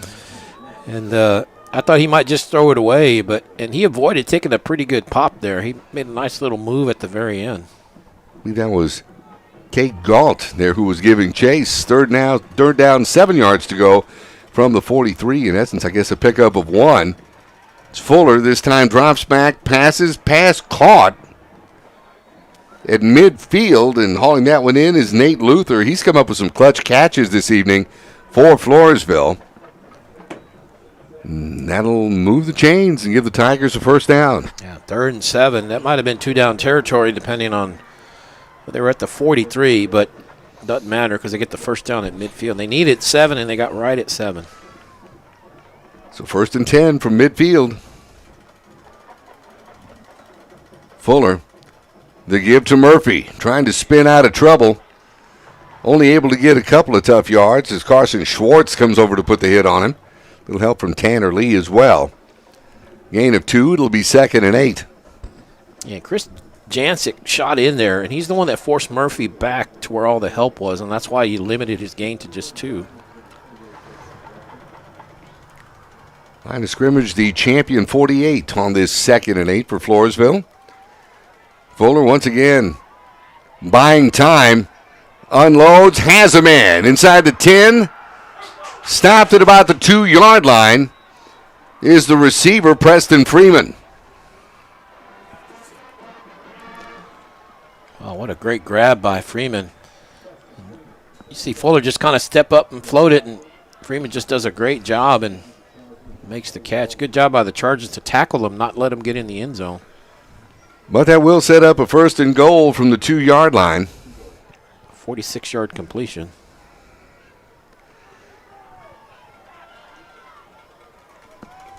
Once again, Murphy in the backfield for quarterback Braden Fuller.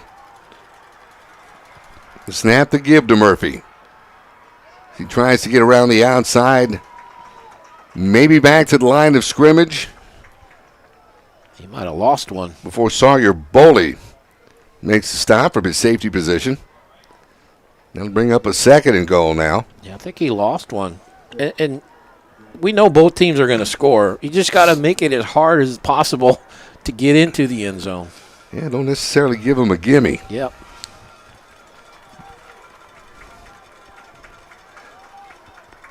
Second and goal. Once again, you're trying to go with Murphy.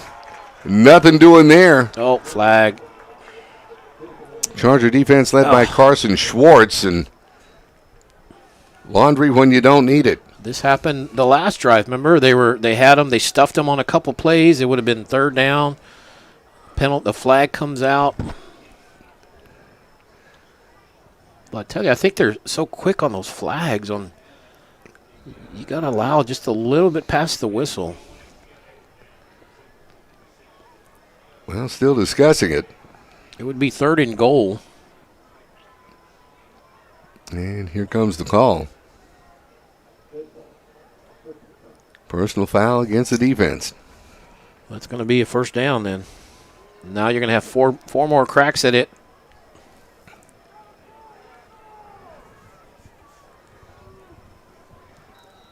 You got to allow for guys' momentum to carry sometimes beyond the whistle.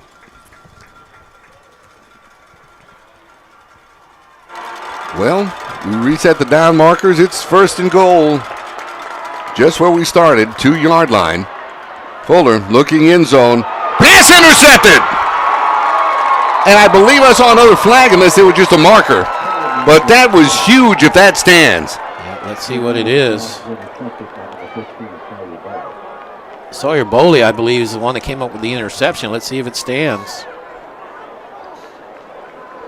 It looks like the officiating crew is having. Well, that was shades of Seattle in the Super Bowl against the Patriots. Why didn't you just give it to Lynch?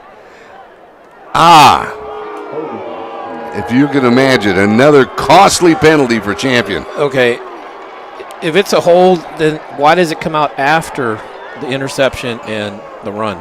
It came out 3 seconds after the play. It didn't come out during the infraction. It came out after.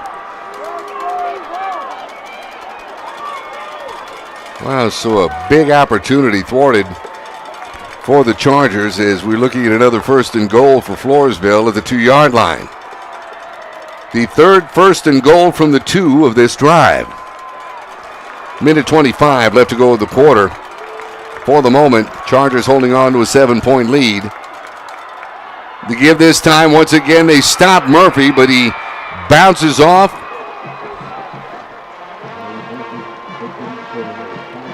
Well, finds it opening into the end zone, and it's touchdown Floresville. You give him 4 shots at it from the 2. And 2 of them are penalties. I just thought that was a late flag, but the Tigers capitalize and yeah, well, as we mentioned, an awful lot on the line tonight. 2nd place in district. The extra point up and good with a minute 19 left to go here in the 3rd quarter. Our score now, Champion 28, Floresville 28. Back with more in a moment here on the Charger Network.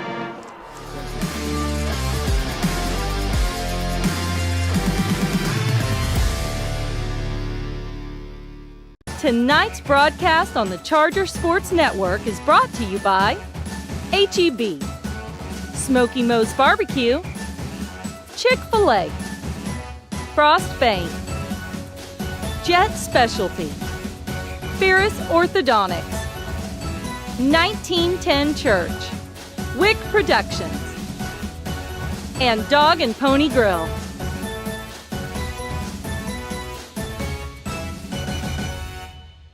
Ladies, that is how you execute the run-pass option. All right, guys. In order to live in this community, we need to know important facts. What year was Champion High School open? 2008. Now, who was Champion High School named after? Samuel V. Champion, legendary principal. Okay. Who was the first football coach at Champion High School? Danny Threadgill.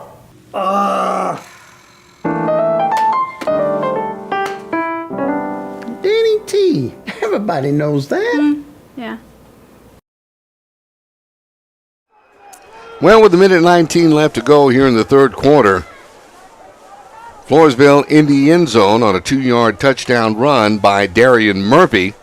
Extra point good, and we're even at 28.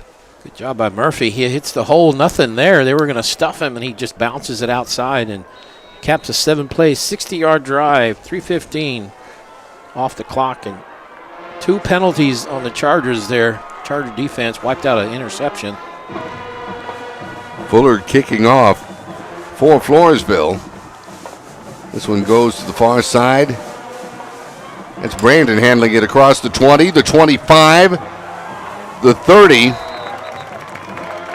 Knocked out of bounds at about the 37-yard line. Special teams played that time by Ian Rivera. And the Chargers will have the ball once again, 1st and 10. Well, they've only had 3 drives, and all 3 have produced touchdowns. Floresville comes out in the half. They score in the Cortez touchdown. Champion comes out, and they score on the Rodriguez run. Floresville gets the ball, and they score on that possession right there. So 3 possessions, 3 touchdowns. Yeah, so thus far it's like the 2nd quarter where 21 points have been scored between both teams. 1st down, here's Kaiser. Looking for and finding Jones across the 45. Before he's taken out of bounds. Pagan in on the stop that time for Floresville. Not after a nice pickup. As a matter of fact, it'll move the chains. Give the Chargers a 1st down now with a minute 5 left to go. Line of scrimmage is their own 47-yard line. Same thing. Once again, he's got Jones across the 45 now. Floresville knocked down at about the 44. And the clock continues to run with 53. They gave him a pickup of 9. It'll be 2nd and 1. I tell you, Jones, when he catches that little down and out 5-yard route, he's come close to breaking that, making it a big gainer. Once again, this time looking other side of the field. He's got Brooks across the 40. Brooks across the 30. Brooks is going to take it to the house. Touchdown Chargers with 30 seconds left to go in the 3rd quarter. And that is the first touchdown for the Chargers this evening from somebody other than Rodriguez. Man, yeah, for Champion, yeah. 3-play drive, and they answered quickly. 4 possessions, 4 touchdowns. So I don't know. Like I said, I think of the defense, either side can come up with a stop or 2. That might be the difference. That would be a big difference in the game. Extra point good. 29 seconds left to go in the third quarter. Our new score now is Champion 35, Floresville 28. Back with more in a moment here on the Chargers Network.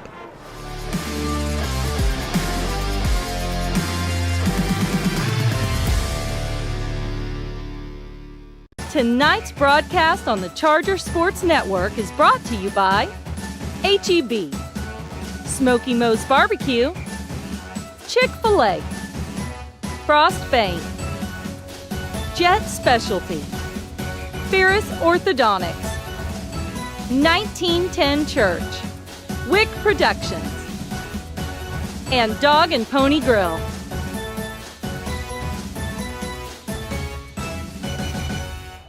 So after a 44-yard touchdown pass to Cannon Brooks, he did a good job of kind of finding the openings in the defense that time to find the end zone. Yeah, good job. It was only a 3-play drive, 63 yards. Only took him 41 seconds. But this has been a great seesaw kind of a game. Champion gets it and gets it fast. This looks like an onside kick. Chargers recover. Well, it's got to be at the 45 at least. Yep. Hayden Hazel, number 46, I believe coming away with that for the Chargers. Big play. Big play that Coach Kaiser pulled out of his bag of tricks that time. Riverboat gambler, Keith Kaiser. He likes to take chances. He doesn't mind. It's a high risk, high reward kind of a play, and if you don't get it, and they got it by a couple inches. If you don't get it, they're going to have a short field. 24 seconds left to go in the third quarter. Great heads-up play that time by the Chargers. Here's the give. Here's Rodriguez. Oh. I tell you what, that was a touchdown-saving tackle that time by Gavin LaFleur, or Rodriguez was off to the races. Yeah, he was the last man between Rodriguez and the end zone. That was a great stop to prevent another score.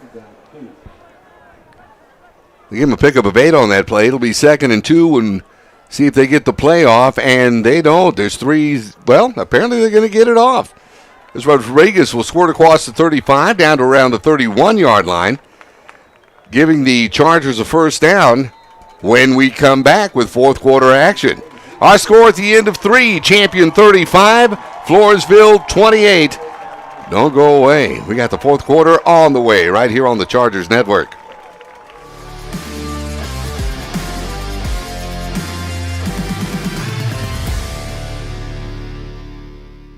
I'm Goldberg, and you're watching the Chargers Sports Network. Who's next?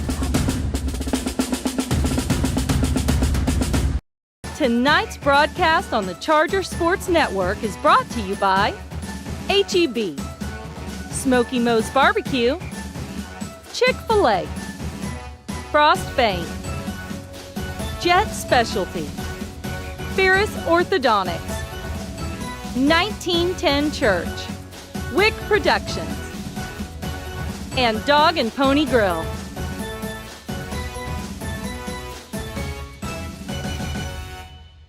Ladies, that is how you execute the run-pass option. All right, guys. In order to live in this community, we need to know important facts. What year was Champion High School open? 2008. Now, who was Champion High School named after? Samuel V. Champion, legendary principal. Okay. Who was the first football coach at Champion High School? Danny Threadgill.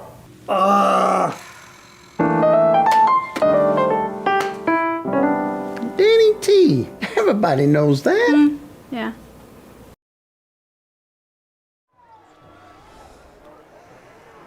Back to Boerne ISD Stadium, fourth quarter action.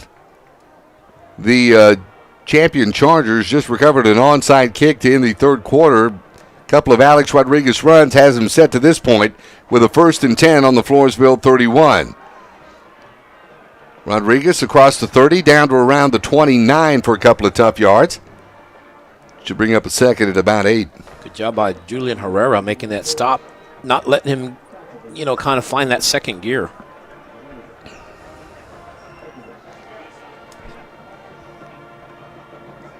Three receivers to the near side and a single receiver to the far side for quarterback Carson Kaiser on this second down. Kaiser feeling pressure, ball's on the ground. And the Floresville Tigers are saying they have it, and so is the White Cap. Huge turnover that time. Yep, looked like number 2, Ian Rivera, comes up with that loose ball. And Kaiser just going back to pass, and then on the hit, ball comes out, and that's a big break by the Floresville Tigers, stopping the Champion offense, because if Champion goes up 2 scores, that puts a lot of pressure on Floresville. Huge turnover that time. Big defensive play for Floresville, as they now have a 1st and 10. Line of scrimmage is their own 39-yard line. Fuller looking downfield. That one just in and out of the hands of the defender. Cade Galt, he's had a whale of a football game this evening. Yeah, Cade would have a chance in interception, but he's playing with a cast on one hand, so. Well, he got a hand on it. 2nd and 10 from the 39-yard line. You got a hand or a cast on it, one of the two.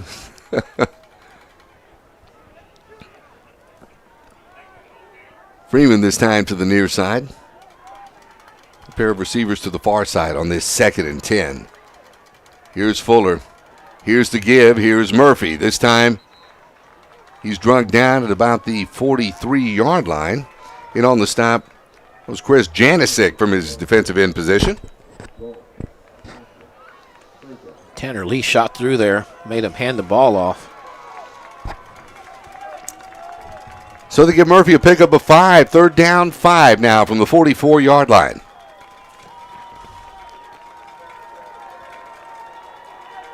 Chargers need a stop. They're coming through. Here's Fuller. Rolling right side. He'll keep it. He'll get the 1st down and get out of bounds just across midfield into Champion territory. Boy, Fuller does a good job of doesn't take a lot of contact, doesn't take a lot of hits. He knows when to run out of bounds, when to run it, when to tuck and run, when to throw. Well, they apparently marked him out at midfield, so that's where Floresville will have the football with a fresh set of downs. Yeah, it was at the 44. He got 6, so he got the 1st down by about a yard. Luther, Freeman, and Cortez come flanked out to the near side for Brendan Fuller. Play action looking across the middle. Has Cortez at the 35. Before he'll be stopped there. Drug back. Jacob Caraway in on the stop that time.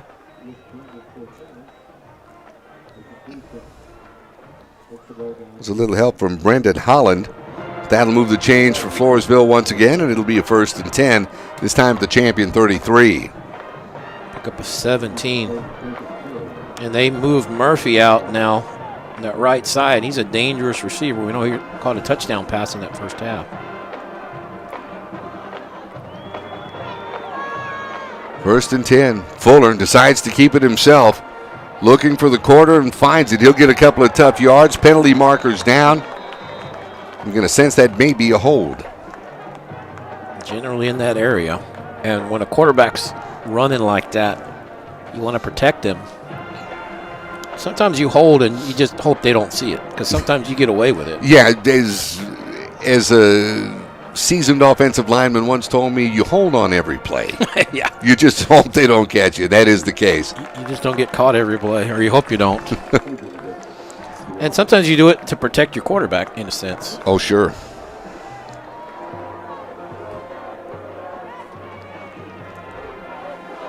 This one being backed up. Will now be a 1st and 20 from the Champion 43-yard line. We're just underway here, 4th quarter. Chargers out to a 35-28 lead on Floresville. 3 receivers to the near side. The fake. Fuller looks near side and has Cortez across the 40 to 35. Met there and dropped by Pickett. Holland in on the stop as well.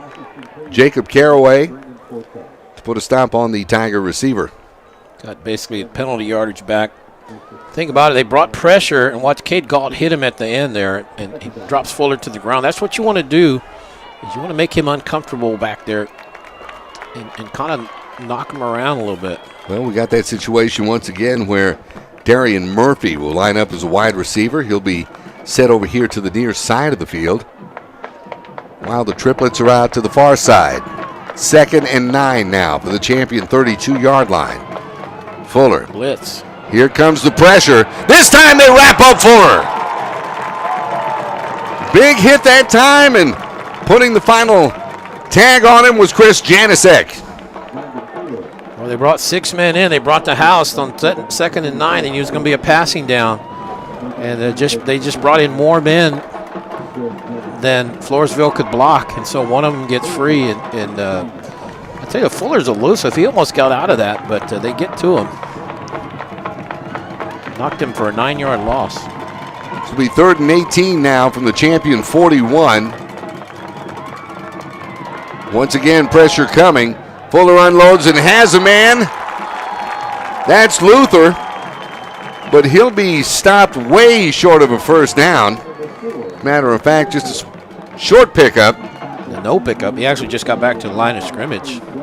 I think the play was supposed to go to Murphy, but they were covering it well, so he rolled around and went the other way, but no gain. 4th and 18, so probably too long to try to go for it. Watch the fake, though. Trying to make something happen. Of course, Ryan Brandon, the dangerous one, stands back at his own 10-yard line. Watch any kind of a fake. Pressure coming. Here comes Brandon. He just lets it go. And what a punt. Yeah, it looks like wow. The Chargers are going to be stopped and pinned back at about their own 2, maybe 3-yard line to get this drive started. However, they're holding on to a 7-point lead. And this may be a good opportunity for them to eat some clock by picking up a few first downs. 7:39 left to go in the ball game. Champion 35, Floresville 28. Well, Brandon was on that left side. He tried to decoy distract the defense to come up to get him, like he was going to fair catch it, and the ball went over here on this end. And good job of pinning them deep. But the good news, yeah, you're champion. You're starting at the 2 or 3 right in that area. But the good news is you held them. You actually stopped them on that drive. Because remember, Floresville, they had two possessions before that, and they scored on both of them. So you stopped one of the drives at that time. And so that's a big stop, even though they got a good punt out of it and back you up. Like you said, you got 7:39. You got very good running back in Rodriguez. That short passing game is working for you. So you got a chance here to burn some clock. Eat up some of that clock, and on the other side of the coin, give that defense a chance to rest in case they've got to make another stop like they just did. Yeah, and if you can get any kind of points here, even a field goal, Will Wallace is a very good kicker. If you can get any kind of points, it puts you up 2 possessions, and that puts a lot of pressure on Floresville to have to score twice in these last 7 minutes, depending on how much time you take on this drive here. Well, the Chargers break huddle. Line of scrimmage appears to be their own 2-yard line. It'll be 1st and 10 from there. Kaiser has Rodriguez as the lone back in the backfield. He'll take the snap. The give to Rodriguez. Why not? Look at this. Busting holes across the 10, down to around the 12-yard line. He got enough to move the chains for another first down. He almost busted that one. He was almost a 98-yard touchdown run. Good job by Floresville coming up, touchdown saving tackle. And like you said, it gives them some breathing room now. They get out from their own end zone. And they start the clock, which is the big thing. From the 14, 12-yard pickup that time. A pair of receivers, that being Jones and Brooks to the far side. Isn't that a music group? Jones and Brooks? No, Brooks and Dunn. Maybe Jones and Brooks. George Jones? I don't know. I'll figure it out. Here's a handoff. This Rodriguez once again breaking tackles across the 25, the 35, ridden down at about the 36-yard line. Coming over to make the stop, Gavin LaFleur. And Ashton Garza is the ones that slowed him down, and Garza actually did a pretty good job because he was being blocked by Brandon. And Garza did enough to kind of make Rodriguez change course, and that allows his teammate to come make the stop. But Rodriguez has come dangerously close on a couple of these runs to busting one. Cruzy and Brandon come flanked out to the near side, and Jones to the far side. He'll be out there along with Brooks. See, now Champion, they're content. Let the play clock go to under 10. Take your time. The clock is on your side right now. On this 1st and 10 from the 36, it's Rodriguez. Oh, what a show he's put on this evening as they'll move the change for another first down. Well, this has been a great game. I'll tell you what, that's another 12-yard run. He's had a gain of 12, 22, and 12. First downs every time he's touched the ball in this drive. And you got to wonder how tired that Floresville defense has got to be at this point. Yeah, because Rodriguez doesn't seem to be tired. Yeah, exactly. Wearing them down, running the football, which may open up the pass. Although, do you want to do that or you want to eat clock? Well, they're not lining up till under 10 seconds. Once again, dance with who brung you. Across midfield to the 47-yard line. Once again goes Rodriguez before he's met there and stopped by Ian Rivera. Yeah, I told a couple girlfriends that in high school. They didn't seem to listen. Dance with who brung you. I thought I was the only one that happened to. You've restored my faith in humanity, Kerry. Thank you very much. 2nd and 7. 2 receivers either side for Kaiser. This time, Kaiser on the keeper. Across midfield, the 45. Down to around, call it the 43-yard line. That'll bring up a 3rd and short as that clock continues to run.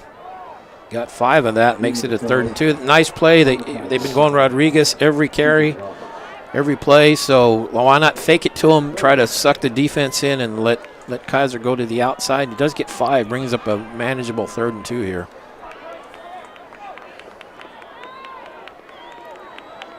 Brooks comes to line up on the near side along with Brandon and Cruzy. Jones to the far side. 3rd down, the give. Oh, sure. Rodriguez, that's a first down. Still he going. stays on his feet across the 40 to about the 37, 36-yard line. That young man just has a lot of drive in him. You can give me a field full of Rodriguez's, I'd take him. Yeah, and he bulked up a little bit over the summer, but he didn't lose any speed. So he's stronger now, and you saw that right there when he pushes that pile forward like that. That's a gift. 1st and 10 now from the Floresville 37-yard line. Clock continues to run now with 4:10 left in the ball game. See, they don't line up till there's 10 seconds or less, so they're just eating a lot of clock here. Rodriguez across the 35, down to near the 30-yard line. Rivera in on the stop that time for Floresville.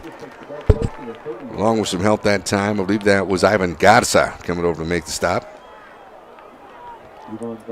Well, if you're Floresville, you might start having to burn some timeouts. Yeah, you'd think, yeah.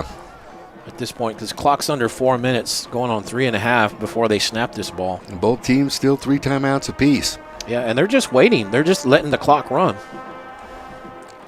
10 seconds, so now they kind of line up, and they'll snap it with just 2 or 3 seconds on it. Play. Here's Kaiser. It's a keeper all the way across the 30, down to around the 29-yard line. He gets inside the 30 over on to make the stop. Zach Nelson for Floresville.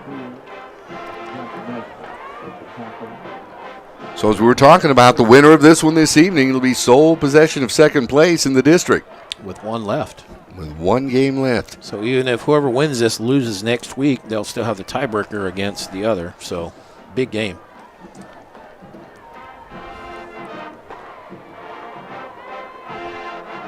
So it's a 3rd and 2.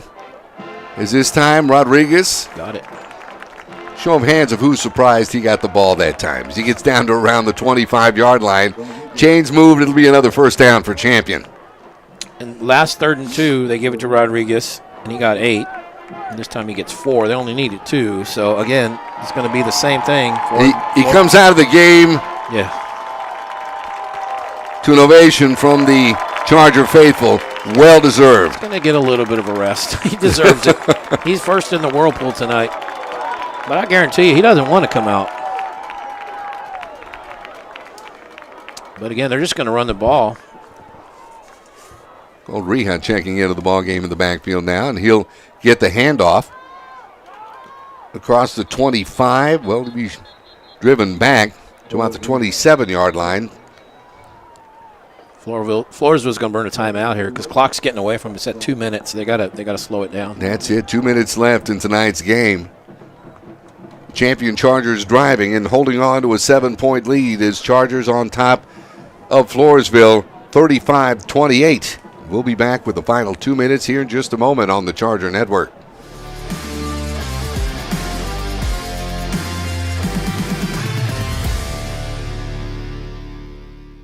I'm Brian Benway, Boerne ISD Director of Communications, and you're watching the Chargers Sports Network.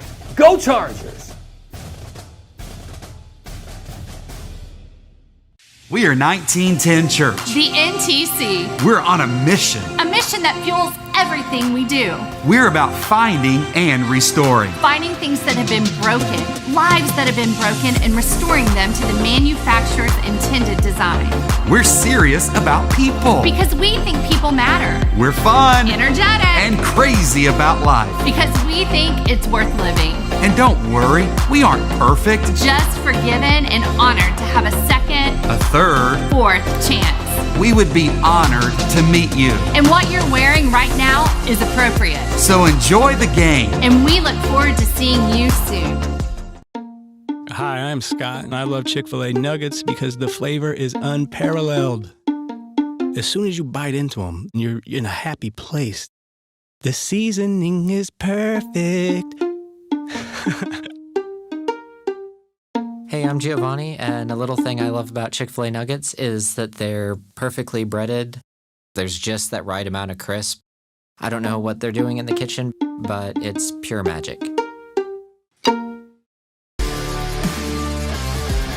The final 2 minutes of this one this evening. To 2nd and 9 from the Floresville 24-yard line for Champion. And what a night for Alex Rodriguez, as we've talked about. 31 carries, 237 yards. Young man has been amazing. Once again, the give, guess who? It's Rodriguez as he tries to get down close to the 20. He'll be stopped shy. He's coming over to make the stop that time for Floresville. That is Ashton Garza. Well, they're going to go another timeout. And they're going to burn another timeout. Yeah, the problem with that last timeout, it allowed Rodriguez to get some rest and go back in. Exactly. We're facing a 3rd and 7 now from the Floresville 22-yard line. With over 200 yards carrying the football this evening. Only got 90 last week against Alamo Heights, so it's more than made up for that. He had a 23-yard game against Kerrville Tivy. So tonight, right now, after that one, he's at 32 carries, 239 yards. You know, it's been an honor watching that young man run the football for Champion here over the last several seasons. Rodriguez, a senior. Yep, and really came out of nowhere last year as a junior. Wasn't even on the varsity as a sophomore. And I think he was a backup at one point last year, and then he wasn't getting a lot of carries, but every time they gave him the ball, he just did so many things that they just, okay, well, he's the starter now. We're gonna feed him a lot more than we've been feeding him. It was kind of a committee kind of a deal last year. And you say he's got 239 tonight, is that correct? 239, yep.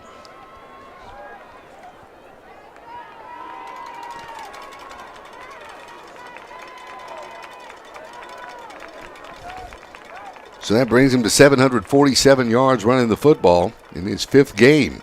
And guess who's got it again? As he gets out across the 20, down to around the 18-yard line. He's going to be stopped shy of a first down, and Floresville's going to take, I believe, their 3rd and final timeout right now.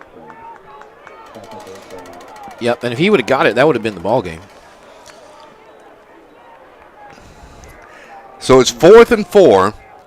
Line of scrimmage is the Floresville 19-yard line. Now, decision, do you go for 3? Or with 4 yards, do you go ahead and give it a shot? I would say, let's see, from the 19, maybe a 36-yard field goal. Yeah, it'd be a 36-yard field goal. I like the idea of going for a field goal because it's a 2-possession game, and a touchdown doesn't tie you.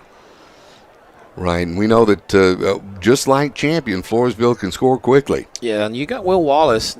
The good thing for Champion now is that Floresville's out of timeout, so they're not going to be able to stop the clock other than incomplete passes and stepping out of bounds. So that helps you. You're able to drain those 3 out of them on that drive, which started at 7:39 mark. Yeah, so it's been a good clock-controlled drive by Champion. Running Rodriguez. He's had 9 of the 12 carries. And I do not see. There he is. Here comes Wallace. Yep. So I like this. I'm not a coach. I just play one on the radio. But I liked it because, like I said, it's a 2-possession game if you make this. 36-yard attempt. This could put this away for Champion if he makes it.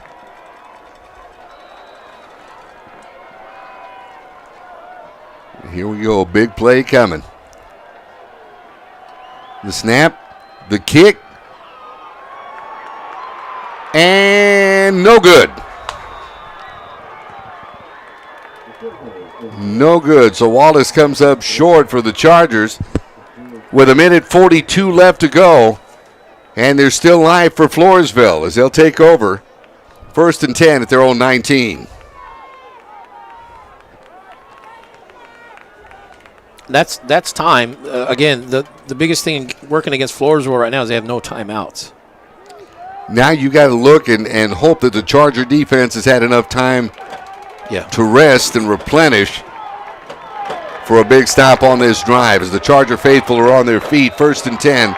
Line of scrimmage is the 19-yard line. Here's Fuller. He's rolling right.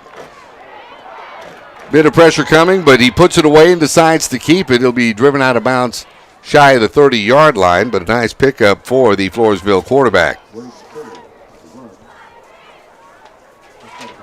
Yeah, and they've got enough time where he can run out of bounds like that if there's nothing out there. And he actually picked up about 5 yards on that play. So be 2nd and 5. They're spotting it at the 25-yard line. 1:35 left to go in tonight's contest.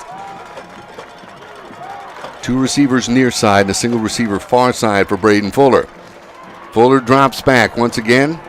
Plenty of time as he puts the ball away and decides to run. Now pulls up and unloads. Pass intended for the H-back. That Harris roars. That's the first time we've called his name all night long, other than the fact that he's been in the game, but that one incomplete. It brings up a 3rd and 5 from the 25-yard line. He ran a long way from that running back spot, and linebacker Cole Kennedy was the guy on him. So linebacker and a running back, they were about 50 yards downfield on that one. Yeah, Roars has been lining up in almost a tight end position all night this evening. Yeah. So 3 receivers to the near side and a single receiver to the far side on a 3rd and 5 from the Floresville 25. Once again, Fuller feeling pressure. Ball tipped, ball caught. Wow. Brandon Cortez. It's been Johnny on the spot tonight. None bigger than that, as that'll move the chains and give Floresville a 1st down.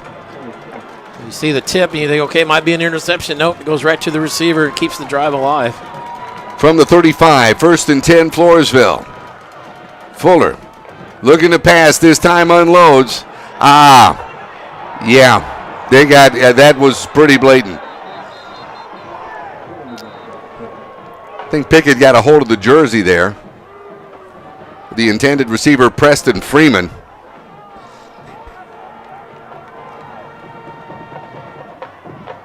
Because it looked like Freeman had a step on him, so. Yeah, and of course, if you're the defensive back, it's going to be a hold. If you're the defensive back, I don't know that he could have caught that pass because I think he would have been overthrown. But if you're the defensive back, you don't know that, and sometimes you just make the grab, And you just give up 15 instead of the touchdown because you don't know where the ball is. And so that's kind of the lesser of two evils on that type of play. Under a minute left now. 57 seconds. It's 1st and 10.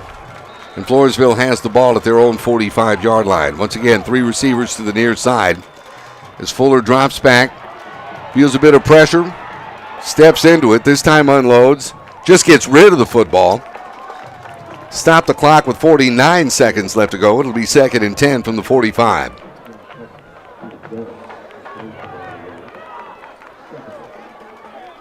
And that one, he just threw that one away. So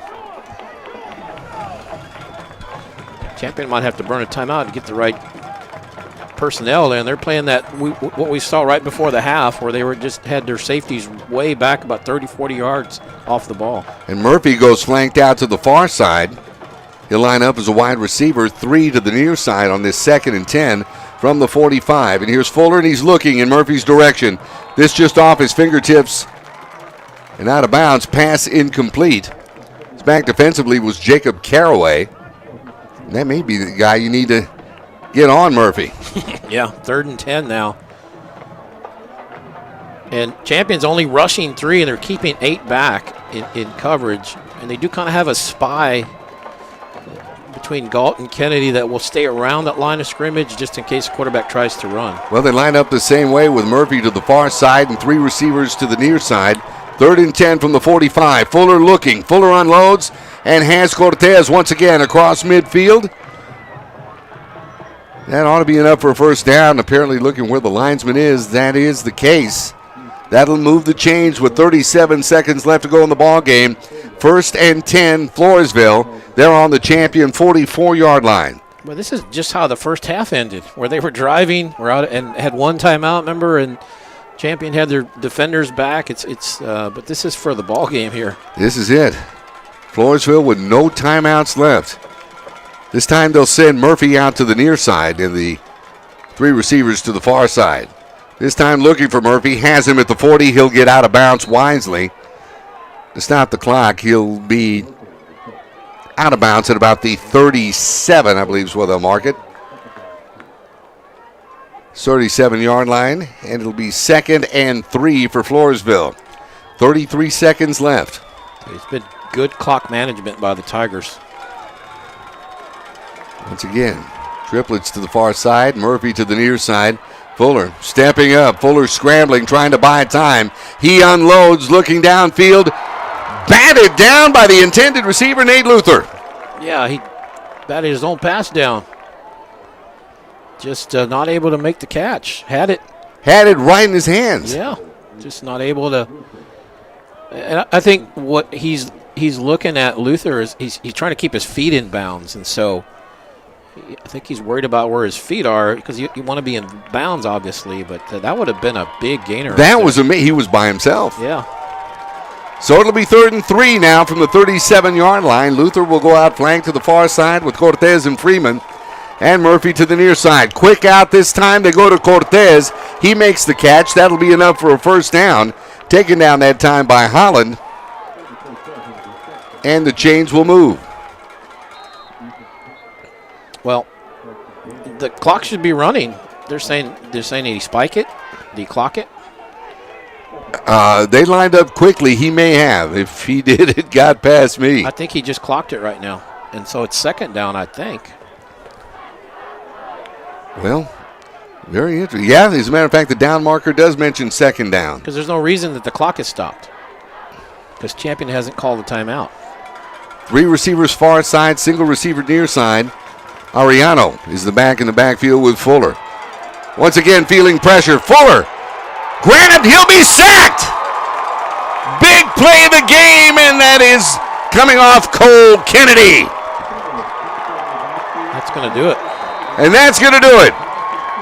The Champion Chargers, well, they end this one with an exclamation mark, I tell you, and take sole possession of 2nd place in the district.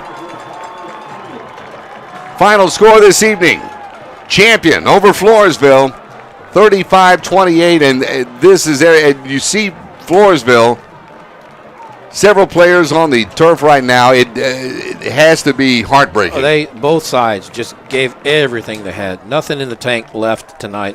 What a great ball game. And once they got to Fuller there at the very end, those receivers were so far down. They were somewhere in the end zone. There was no way they were going to be able to get back and run off another play in 5 seconds. And that goes back to Rodriguez running the ball when they made them burn all their timeouts. They didn't have any way to stop the clock. And so all of that was part of the strategy. Even though nobody scored in this fourth quarter, just you saw strategy play out, 1 touchdown difference, two very evenly matched teams, and what a great high school football game we saw tonight. Well, you got to tip your hat to the young men in white down there from just a ways down 181. But for the Chargers tonight, they had the heart of a champion. You see what I did there? Yes. They head into the final week of the season as they will take on Lockhart next Friday night, 7 o'clock tip-off. I'm in basketball mode. 7 o'clock kickoff in Lockhart next Friday night. And this everything it was billed to be. Yeah, great game for second place on the line, and both teams just going at it all night. Just what a great game. And, you got to give Champion credit defense. Before the half, they come up with that stop to keep them off the board and keep a lead. Right before the end of the game, again, the defense comes up with some other big plays there. We know that the offense with Rodriguez and Murphy and Fuller and Kaiser, great weapons, but Champion defense did some good things tonight to save this game at the very end. No kidding. That sack to end the game, and tip of the cap once again to Rodriguez. Tip of the Champion Charger cap. What a night he had, over 200 yards carrying the football. It's been a pleasure to watch him all season, and we look forward to seeing him next week as the Chargers will finish out the regular season in Lockhart. So once again, a word of thanks and great job to all the folks with Wick Productions here on the Charger Network. And my partner, Carrie Barboza, as always, a pleasure. Look forward to doing it again. My pleasure. And thank you. Once again, our final score, Champion 35, Floresville 28. And for all of us here from the Charger Network, I'm Roland J. Reese. So long, everybody.